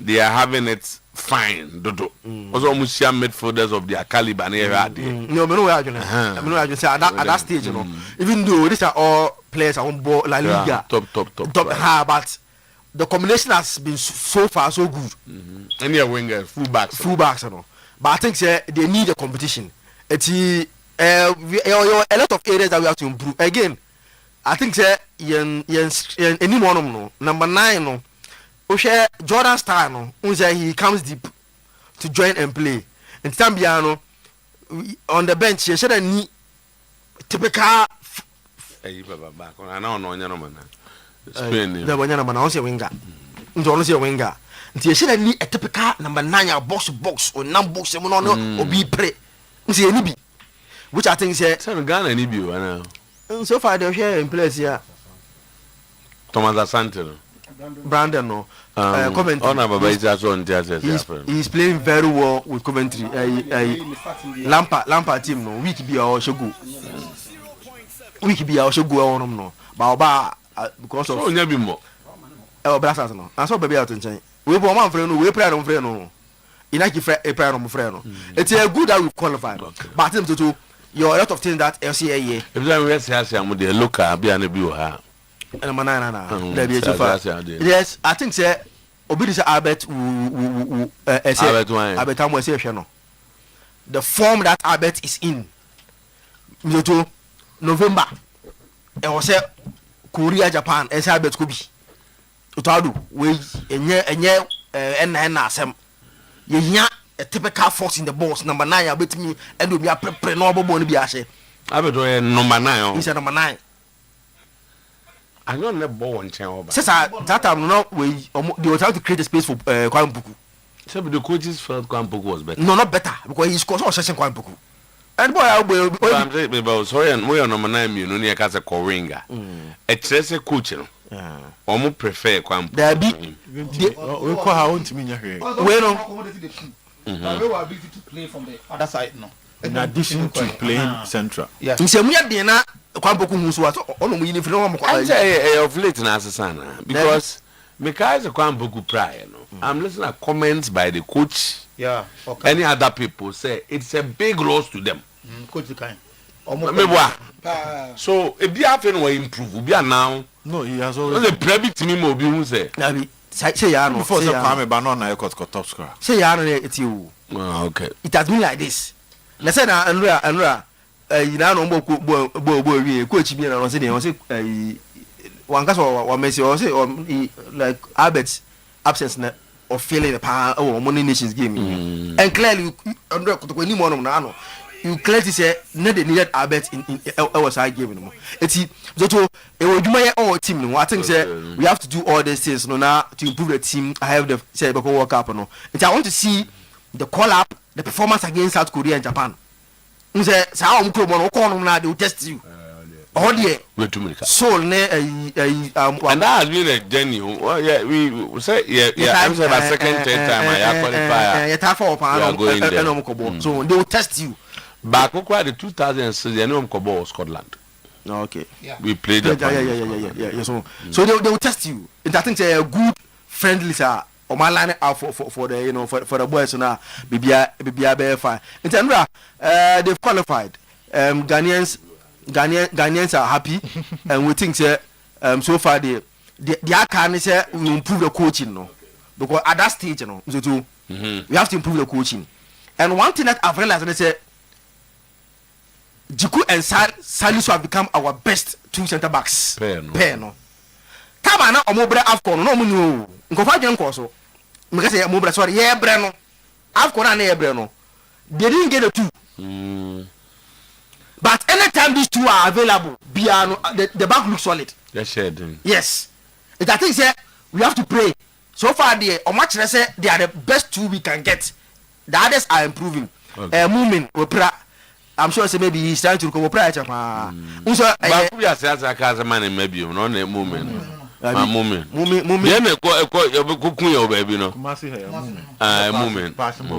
Okay. But after that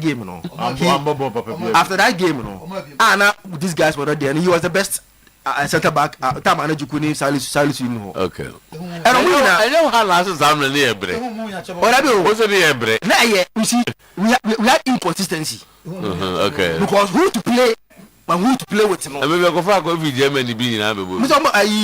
Bakubi by Jerome Binsu by say we were just missing them around. You understand? Okay. But in terms of a year, but the movement was solid. No, today in terms of our centre backs, better no. When you're that,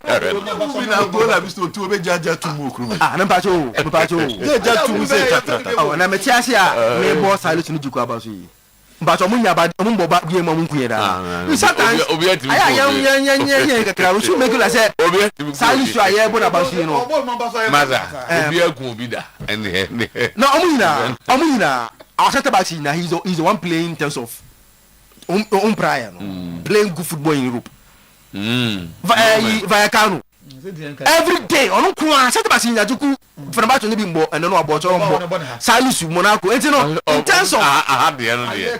no oba say no it's just one match per year mistake back up no meanwhile me see agent proper say there be how many times that Salisu make mistake how many times na Jukusu make mistake defender they are baby I think I am like remember round 20 ma obed mo I think obed interesting topic be ma me mo no na on pass o yeah bobo striker din obi say don't worry Nketia is coming. Boy. Down here go for but on your program obed wa Kruma head the power na me hu say sa common ashase Mr. Otuo common ashase pa wo eye attack no na attack ni Otuado adwuma oye ni yi aye obi abio Otuado na say hihye ni yi oye ni yi a we don't need any Nketia, we don't need any Odoi. On say to team chemistry ni understanding who here pa and Black Stars the spirit of the nation matters most when you're going to play a competition. On say the ama Odoi ne Nketia nkomo no aye eyi kakra ne ese. But on say wo me ye mrantie a Ghana di o machi nyene. Anytime be on beba holidays or Ghana be abun say san nkomo na sori. Oh, you know my can we? You know my can we? Oh, ombra. Na. Oto. Debiana. Yeah, cow. Because some tie back on a pa. When I hear journalists saying Asari hasn't been tested, I don't know what they are trying to mean. Is it because he's not playing for their team? That's why they speak like that. Moreover, is it Benjamin Asare who has to tell the opposing strikers to come and shoot? Where the Sasa now who said that can say, "Omu just omu nteni you know, Oma nteni you." That over there. Go to enti inketiane odo in common there. Generally, we check a reaction on Asunaba GH or okay.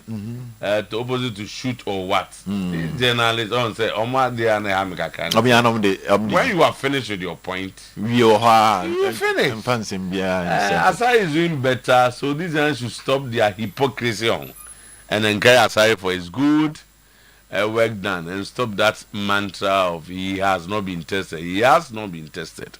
Okay, so Asunaba. We'll send a message. You make a good point. You have taken a position, so don't call anybody a hypocrite. What I say, because so stop using words on people. Na kama. You have your point, which is a good one, well accepted.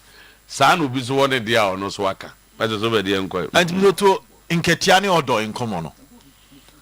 Ghana, these are two wonderful talents. I mean, imagine so bona oya substitution nebia edinketie free bench ba. Imagine so ba nebia say Fatawi Sahaku ene du bi atumrika bo se Kamara Dini wo me nebia Hawks no doye wo me. So two nebia Pencil Joseph Pencil so wo me up. Ne say wo dem microphone be tumrika to the next level. So yes, these are wonderful talent that on field of play, they will add value to our play. Ye modern bonum di be ka ho. But to the man common ye interest in here say.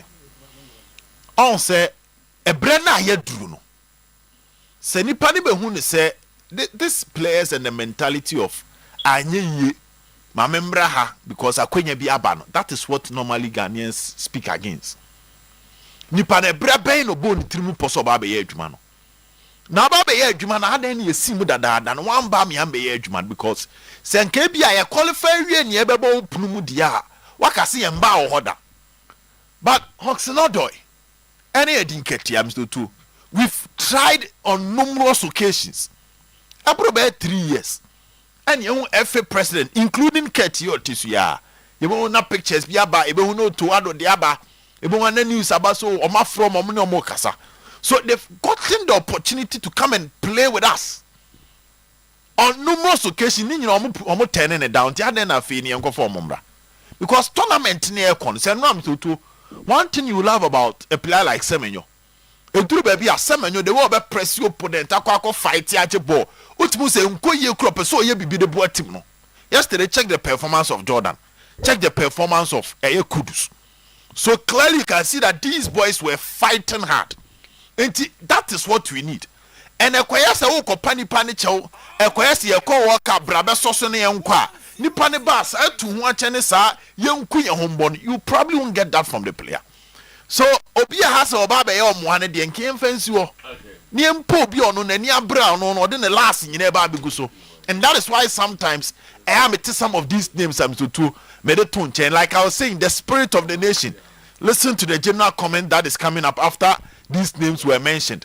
As obi ehun say omomba mbeboa bebre emobi wu emobi mbekika nti omde omontena hwa na senke be free World Cup naba ne ebebo AFCON qualifiers na to ye Comoros anomu di akiri si ye Sudan baby anomu di akiri na ye de omafamu so that they can integrate with us and understand the Ghanaian culture. So one body ye obi be trouble na nko ese bia match ba ko bebo na nko yi kotoko omobo Africa League no na pe wa qualify Africa is so we will experience African difference you what there and now we are from no mama just see me to 20 year sanity that sanity right numerous and then they had a paperwork near there ya bop numu sa enye ne ye free bop numu mrantie mienu we hu nye ne enti enye we nam to mo World Cup experience so many bi World Cup na ko so bi any experience ni bi and anim ho ne enye se ho ne dampan sa wo e coach na ne morning ni soro enti no ntimi hihye anim ho yi and dampan ko hihye ni yi a na say sa fluid front three na manfo bo a who said who striker wom we move kwa we anya no na PSG na so de kwaji Dembele nya striker Kwaraskiri nya striker Desire Dio nya striker Babos wa hye omo miensa na omo ye adwuma no eno abi na se nka semenyo Inaki Kudus Jordan so de ye onya de ntia na de ene ha yen now to Otuo na enwe because be call yeah be Otuo abaso so they are qualified for World Cup but assembly de Otuo ebra o faili for AFCON no Ema Ghana fo gidie won mu no kɔ fom pa na ɔno a wahye ne ho anunyam sɛ watumi abɔmɔden qualify because na mpanimfo so enya gidie man second opportunity no so aboa ne pa because if some of us were in a decision position and after AFCON fail one came and into aso as to this time see enkofa a new coach in Brane de meka se ema ne mbo November matches ni wie ne hade o de no a be yi ne ho eno a be yi ne ho on say bi do on say you ade bi ha e be yi ne ho o de no a be yi ne ho o kan se be ka kwese ya na o de no a be yi ne ho on say ade bi o ha ho o ya o be ka se o mpani panase enti okọ no go gu Japan ni Korea de a ntinam se no a be yi ne ho o be ba be bona ba so se edu a na yi ne ho so on ne be ye so okọ no antimi anya na yi ne ho se ontimi nye ntimi se no a be yi ne ho and e be yi no so sanity to go see how because enyu Otuo adi a clearly you've not been fair to him AFCON no fairly and Yamana to us to atera ho and we about qualify us to the World Cup so be ko World Cup ni the matches go aye be bo inti matches ni be yi no ho because me yes you say World Cup qualify am to ye kwa na World Cup ya ye kwi ye be bo any small friendly matches ye be bo high time profile friendly matches in fact AFCON no kra ye nko no me sure say hekra December bia ema omo ko AFCON bi kra betimi afre se omo ne be bo match ba ko bi di ahade yes so matches ne wo ho eba na say cross steady South America for na onso mo wi omo de no nti Argentina ne Uruguay mo ne Colombia mo no Brazil mo no omo bo friendly matches na nti e be yi no ho okay and nti hebre ye ma omo bo friendly matches omo ntu super papa aha na make no yepe kronu a ano ohye ne bi matches na u se wabɔ no amanfo ko di akire na wanya America ngokro be fa hosa no sebia wona bia Japan say any bad friendly match Japan any bad friendly match they say 100 cities 10 cities Japan they was so okay was so ebia they say pese England for no ma friendly match Germany for on san bi no Switzerland bi and Sweden and yempe friendly match over here say take Ivoire from no take you oh na take Ivoire enye fesa all the up abo ko tre common idea and say let's give it to our let's give him a credit look at the njombeko at this point in time he deserve it okay Waseli is true I mean look at the clean sheet at defense the keeper here which was solid not conceding goals credit also go to even the boldness to start Asari and Jomwa ebe yi omo ho so utie dia na za Asari so ebe hu ni yi obi a hu be yi no ho me dey me for me so to ball na e ball so uni goalkeepers ni di nkoma the Asari ye no the Ben American Daniel ball Central African Republic we now saying it you obi ani the sunsuma Mr. Otuo dey na ade o Nana Abdul Wadud Omolele was why did Fatau and Kamal didn't stop warming up when the coach had not asked them to stop? Otuo got pissed when he saw them back on the bench and asked Brandon and Caleb to continue warming and give them some playing time instead for Kamal Dean and Fatau. Was there anything like that? I didn't really pay attention. Oh, okay. Okay. So I think say let's give time to some of his changes, you know. Okay. One, also a good coach listen to criticisms and respond to it. Okay. Starting Asari Ebako.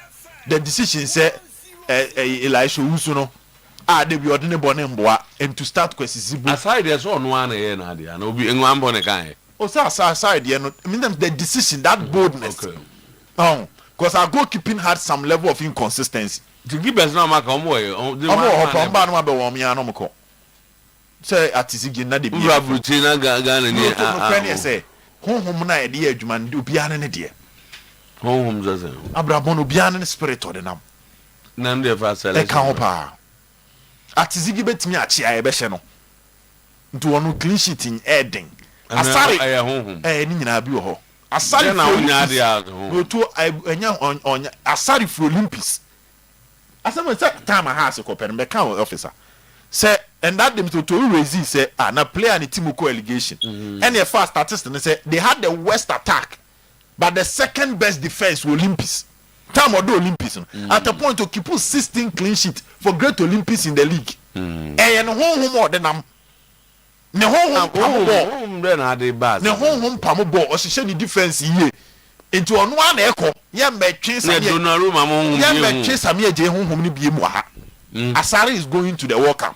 Donnarumma home de almost the enemy ho or Asare the enemy obi onim that ana ho and Asare will not umpra you perform when called and Otuo me many just has far and Najawu isa Najawu as a goalkeeper's trainer echere okotokose when it comes to improving keepers or yadie Najawu at the point was even the Blasters goalkeeper's trainer and he has omo sa for Charlie Masters na dey na abase kan wasem no adwuma da ho ma Najawu say national product kese sessionensa ti kwan bia so obefa so improve Asare and going for Solomon Agbesi ebe man competition than Shaibu Schwab money akwesi nketia na last season oni omo pre no cause Samuel Otuo Agbesi to etia enya dia beto those na Agbesi ne beda it's Asare what to abo say you have a keeper or that dreams are could do CAF Confederations Cup semi-final. So for competition for a goalkeeper's trainer that can bring the best in him,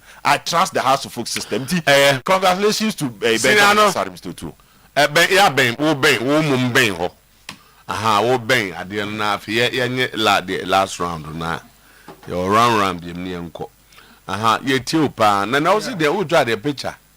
Tell what that Roma. Campaign I say for you know Morocco. Morocco no okay. Negusua say they drew one no. Nti when I say be okay. Be ya start ano no. Ti na ye be lunch. Yes. Ye be lunch wa ha. Ye ho adwuma because ye be lunch. Yes so chase e brunso a. No ani ye kokko. Ani ye kokko. Endi esa kotoko chitafu nyina free na ko nyina. Ba ko no ma challenge ne say ojo zogu fa kwa na huroba no. Twawuru. Twrende. So yenya diabetes. Diabetes e ma ye no me ajo zogu fa akoma ni twawuru. Se ne nim do say twawuru de enyo. Na ju so bia gu fa ko so a esa huroba. Okay. Okay. I sabi o ma. You know. What you say bia no. Sa bobo so na mamu anenya papa. Senior young boy. Eddie. Young gonna.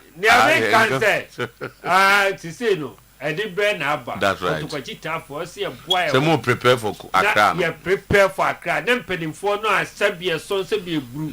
You're penning for any more Kumasi Hano. Mama, you sabre. Someone Sumba Boye, our case. It's a young go for Morocco and a catch a work for no. Bono mamun Kumasi no money aji papa. So almost slow ye Kumasi no mumpekra. Almost slow ya papa and ye here domino. Some penny for Boani and ye almost burying our buses no. Chairman Solomon. Chairman Solodia or the bed view. Na me Casabia, Kumasi mayor make say, Nanquamaya one bus. One is this one. No, my you a bus. Oh, says I made a custom.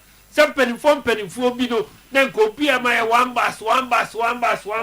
Then can appear supporters at the Yako Goon Crank. I'm Yako ye did this. I'm a white for them who said, Sir, a class post stadium cry, a Kumasim Boye. Oh, yeah, run opposite, yes, sir, because intimidation of supporting, and then I go. I don't know how no Musra or Mama, Babaya Rahan. Ya, or my Piama Sabri, Carful, so I saw a day contract. Okay. And the other bois, Sempen for no wire, have a supporter, and so can come and feed their good. To Ramana home and him so the bass and or less no. So to Bianca Bass back on the supporters, no. Was the original minister? And a mayor, and the MPs no more Kumasi. Read any Asante regional MPs ni nyina. Yes, omo nyina nkeka omo ho. Bia high bass baako. Na bibi se kura ya hemfofo no sabre. Hemfo no so bia amfa baako. Ama hemfo no. Ma obi anu an say. Omo so mpe bibra. Bia say. Ya count there na yi omo afi. So fin so man hina. Yes. Na what the bass baako asi asmankama. Ana kokote. Se momfro na momfa mfa kro no. Momfa tumfa momfa mfa amowi. Ene mpehemo. Ene masse kokote nam denti. Asmankama ni ade. Na mefa utam. Now omo so famra. Na ave bema chubu akodua so. Kumawu a. Odi asi etia ho. Na so mkosase free bodumase.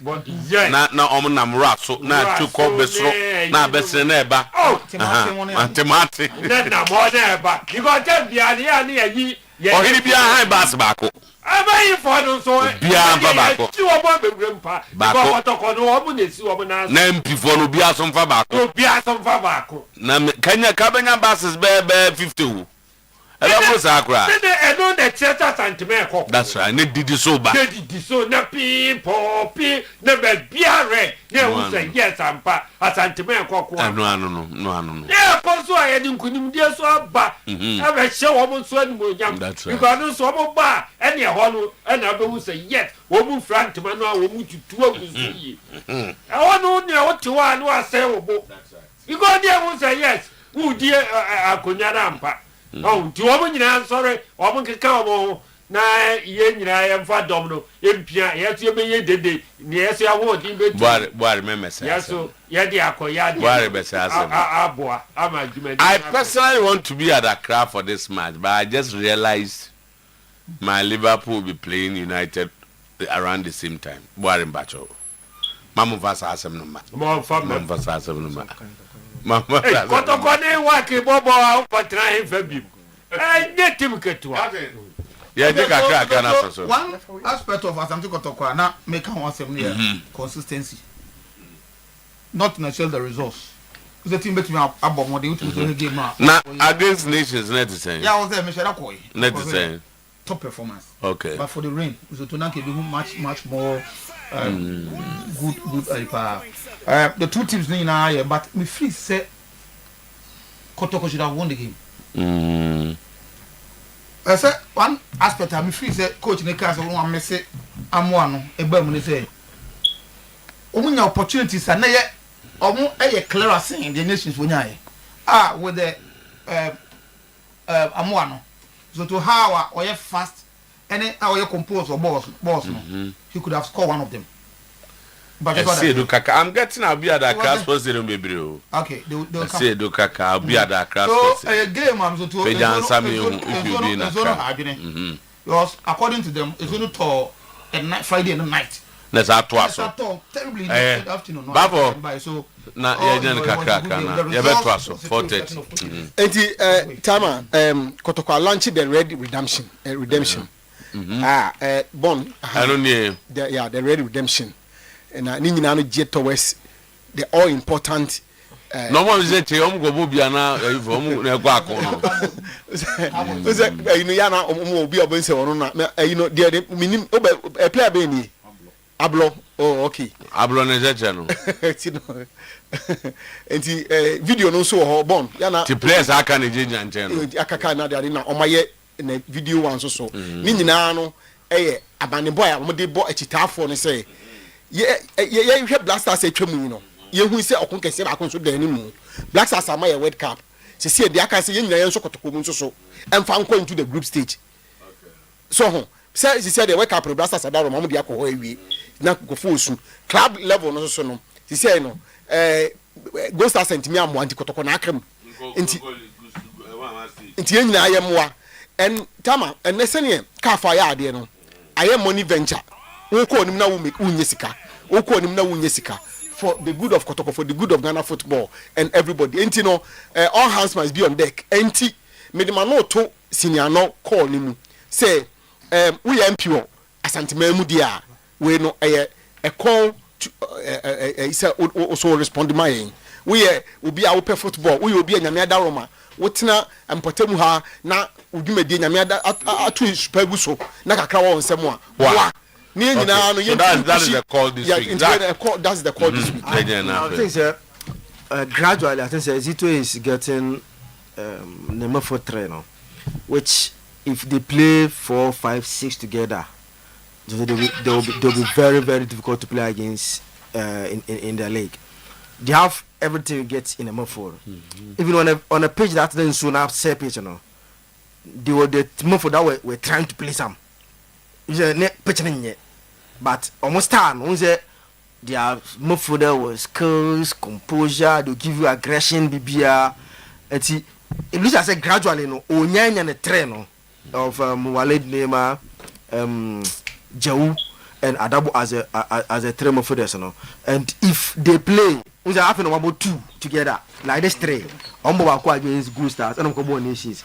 And based on what I'm seeing, if this trainer for this, a barback 3, 4, 5, 6, 7, a bono they'll be difficult to play against. How gradually, the only thing that was missing against Nations was attack on them. Those who didn't even get ticket. But could you said to buy? You said the Oyerepa say Obomwana he wants to close the game now. Not the set America anything Adabon zone. It's Sana Oyano so Yano so close game Nibiana. He brings insert to partner Adabo no close game. That's right. So that's what the name is. Madu and take no idea. Say Kotokodiana.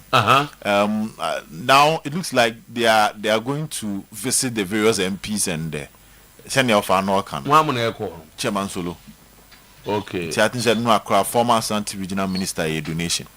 Yes. But okay, in Jomo donation on the vacana because the donations are for the team.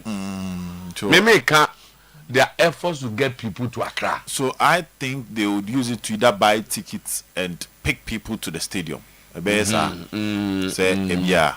Oh, we want to be cater for. Kenya Symbols will be back. Bass back. Until Omugusun and they at least for your people. Persuasion or your MP. Scanning for another Nananumaka. Now, they say it should be a big campaign project. It should be a big. It should be a big campaign. You know, matter some corner so. Accra and so. Sana met. Team no. I was got now. No more train. And so a Kabubro panya better. Say last time we could do 1 week no more. To do na. A journey before. Na kotokoni bi any hotel. Nti hotel ni hotel. Say a papaya no any hotel. A Ben has secretariat. Me said him there. Oh, a papa former board member. Mr. PJ. Oh, okay. By all them said never to continue now. I am penny for me crowd support to Kotokwa. Or more big hotels. Easily going for you. Chama Fokudum, to more big hotel. Kotokon got it there. Who be I call when you know my fine. Almost so support to Kotokon. In your bad. In your bad. Tino, yes, great. Yana, o can say Arabram Gomunti. Oh, I don't book you. I don't book you. Philo milk, and I was for making for idea. Philo.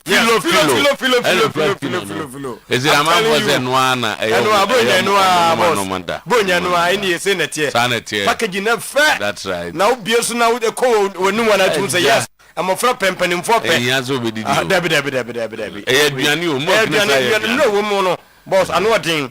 For calcium, protein, vitamins, Ninano, yet be a gugum. And my system no so strong. That's Nipodiano says, so system name, the Bia Chamano Ayuku Wankra, no doctor form. Where do you know what the Biano? My system near strong, now more pay U8, which will say yes, I don't know. A lasting freshness, we be a pa. No, my cow say hygienic and healthy. When you know, the tendency of an mention, we never say, no, she now out with the gum, well, conflict, we get also because the gum, and I'm more per whiskey, no, with the Yas Mudra, I'm telling you. What had money in it any Philo, I don't miss now. Provision shop will be no modem, no Tumrika, Najibi ever go on more. A 0599 99 Philo Nebiway.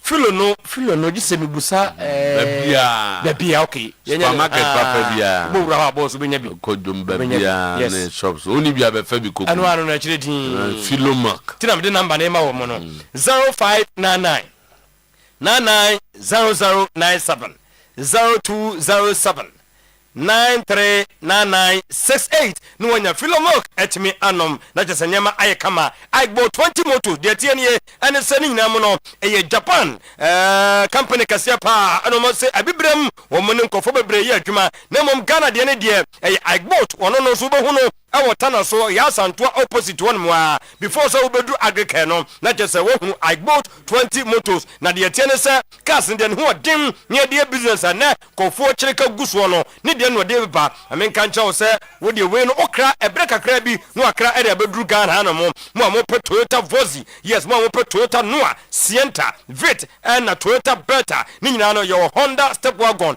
German cars ben na wo pe ni nyina mu se wi American cars ben na wo pe abuso krama wa bretia bi na ba na anu nkofo be hu Toyota Vozi ya kofo di ye business no mu so na so ya kra ne bo na fo na kofo ba ene empemanim no mu di gie ni ye ntumirikan ni enkokuma se tana so we no ye agrika honmo a dika ka cho se dan na esi honmo no ne de na sanso wa dan anim no ne number no enie e 0249 849 972 0249 849 972 no wanya aigbo 20 motos na peka bia wo pe de odi business de wudam no wakra e de amawo post ne do sharp imbus nya bina system ne nya strong more diabetes ulcer cancer hepatitis candidiasis body pains menstrual problem loss of appetite stress no amoye govern no wunya post ne do imbus ne bia abusua de ten say yade bia ne ho a obetima tena so ayo no fe 0246 2084 96 na no so anyama aye kama Pepsodent cavity fighter toothpaste medical culture say profluoride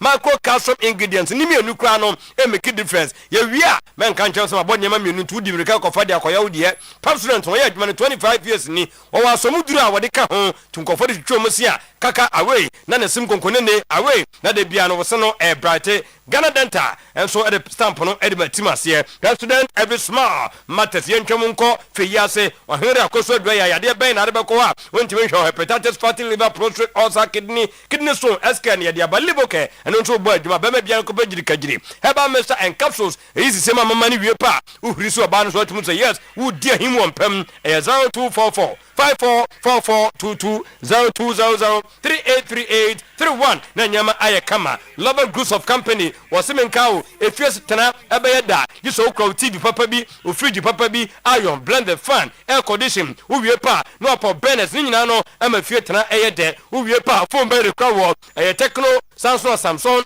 Infinix Itel ni nyina open laptop brand new papa dia makacho se obi awona so ye wia na the charges and power bank no e de twim e de amount ye mele dum prudential bank e okrobata ba ko ho mo amko kejetia no e be MTN pizza ti de de e ben CGB bank no e ho so fly no e station ho kejetia Morocco tech junction e tech station outside ni sunyane obo se Techiman Accra Tamale Boga wa ni nyina number no e be wie 0501 635620 0501 635620 na no so wonya lobek amanyama paibi anyama akofie adro ne de eye ba akopɛ mesu to boarding na to bi kocha obi a ye nsa wutwa no surprise men kan cha so to de akoma no obehunu akwa a wo se je did heavily na no madrei o osa no ye be yi e de afru so na de bia ne ye tuwa aduane me ko de utibiri atum so yes amaduane no bo nim na krewa gastric duodenal peptic stomach pain stomach ulcer indigestion ni na no wo kwa wo se bibini toma plus ni otu ase wo ko ashton wa de bita e che ho wo ko twam nko enkan ya eno so de bita obenya bi e wo ho 0558 no so watu ase ka chako to paste de minim eno sa tete na nanamo embody 3 eno video de fra ma he no amana Samara company ko fa ba he no de ni ma toso wutimi di heavily na fe wo wie so atum san kan bia nu anum 0246 864 798 0501 454 462 na nyama ye kama na jese bibia edena na kwa Franco Trading Enterprise na make for ediama wo make Franco wa sam dia na mabudika ka cho se Nokia Samsung iPhone Smart TV Franco microwave blender CCTV camera function monitor video anytime anywhere ya jabajure chalam shop adum o me konko fokon new kejetia 0245316969 na no so wonya no Rosters Roofing aduma pano yegusu di no adanse wosisi di na peke eno ntibra 25% yate e de free aluminium product na wo ba botono zinc ne de wonso enso wi de berada unya bi boda so a afebo 0501 453-869 0544-338-042 eba phones and accessories abuche no de aba Ghana mesi abuche im comfort to fie comfort to car wan pedam pemanim na de toye ni nyina na ye kakra na ne otutua no no odi nya ye fa Ghana card wo hia iPhone SR mprempren kwapim ni besi wo nya 800 Ghana with your Ghana card wo de show nsam iPhone 13 ukra 800 Ghana ukra Ghana card se sie wo de be show nsam ye be pem wadumu a ajekom bedem woni Mikado Plaza no na di enhwene mu Circle in American Mall, Circle Mall Block 21, Circle TikTok lane, adjacent modern photos 0200-869-170, 0200-689-175. Na enyama etimi aye kama edisi na news at 12 etimi atwa so we no chese enyama ekoye pa ede amano eho enemo mfa birthday nto so na yesi birthday bi eho nto we kwabena yes happy birthday eko ediama kwabena ene wa woda everybody will show na want to wa wodam Henry nana dako we no ene director ewo PBL anti Henry anopay ye twa 24 gun salute ne ready afin so aka won fie ho yina so na yemfamusi na news at 12 krobia alande ento aso mfamam. Good afternoon.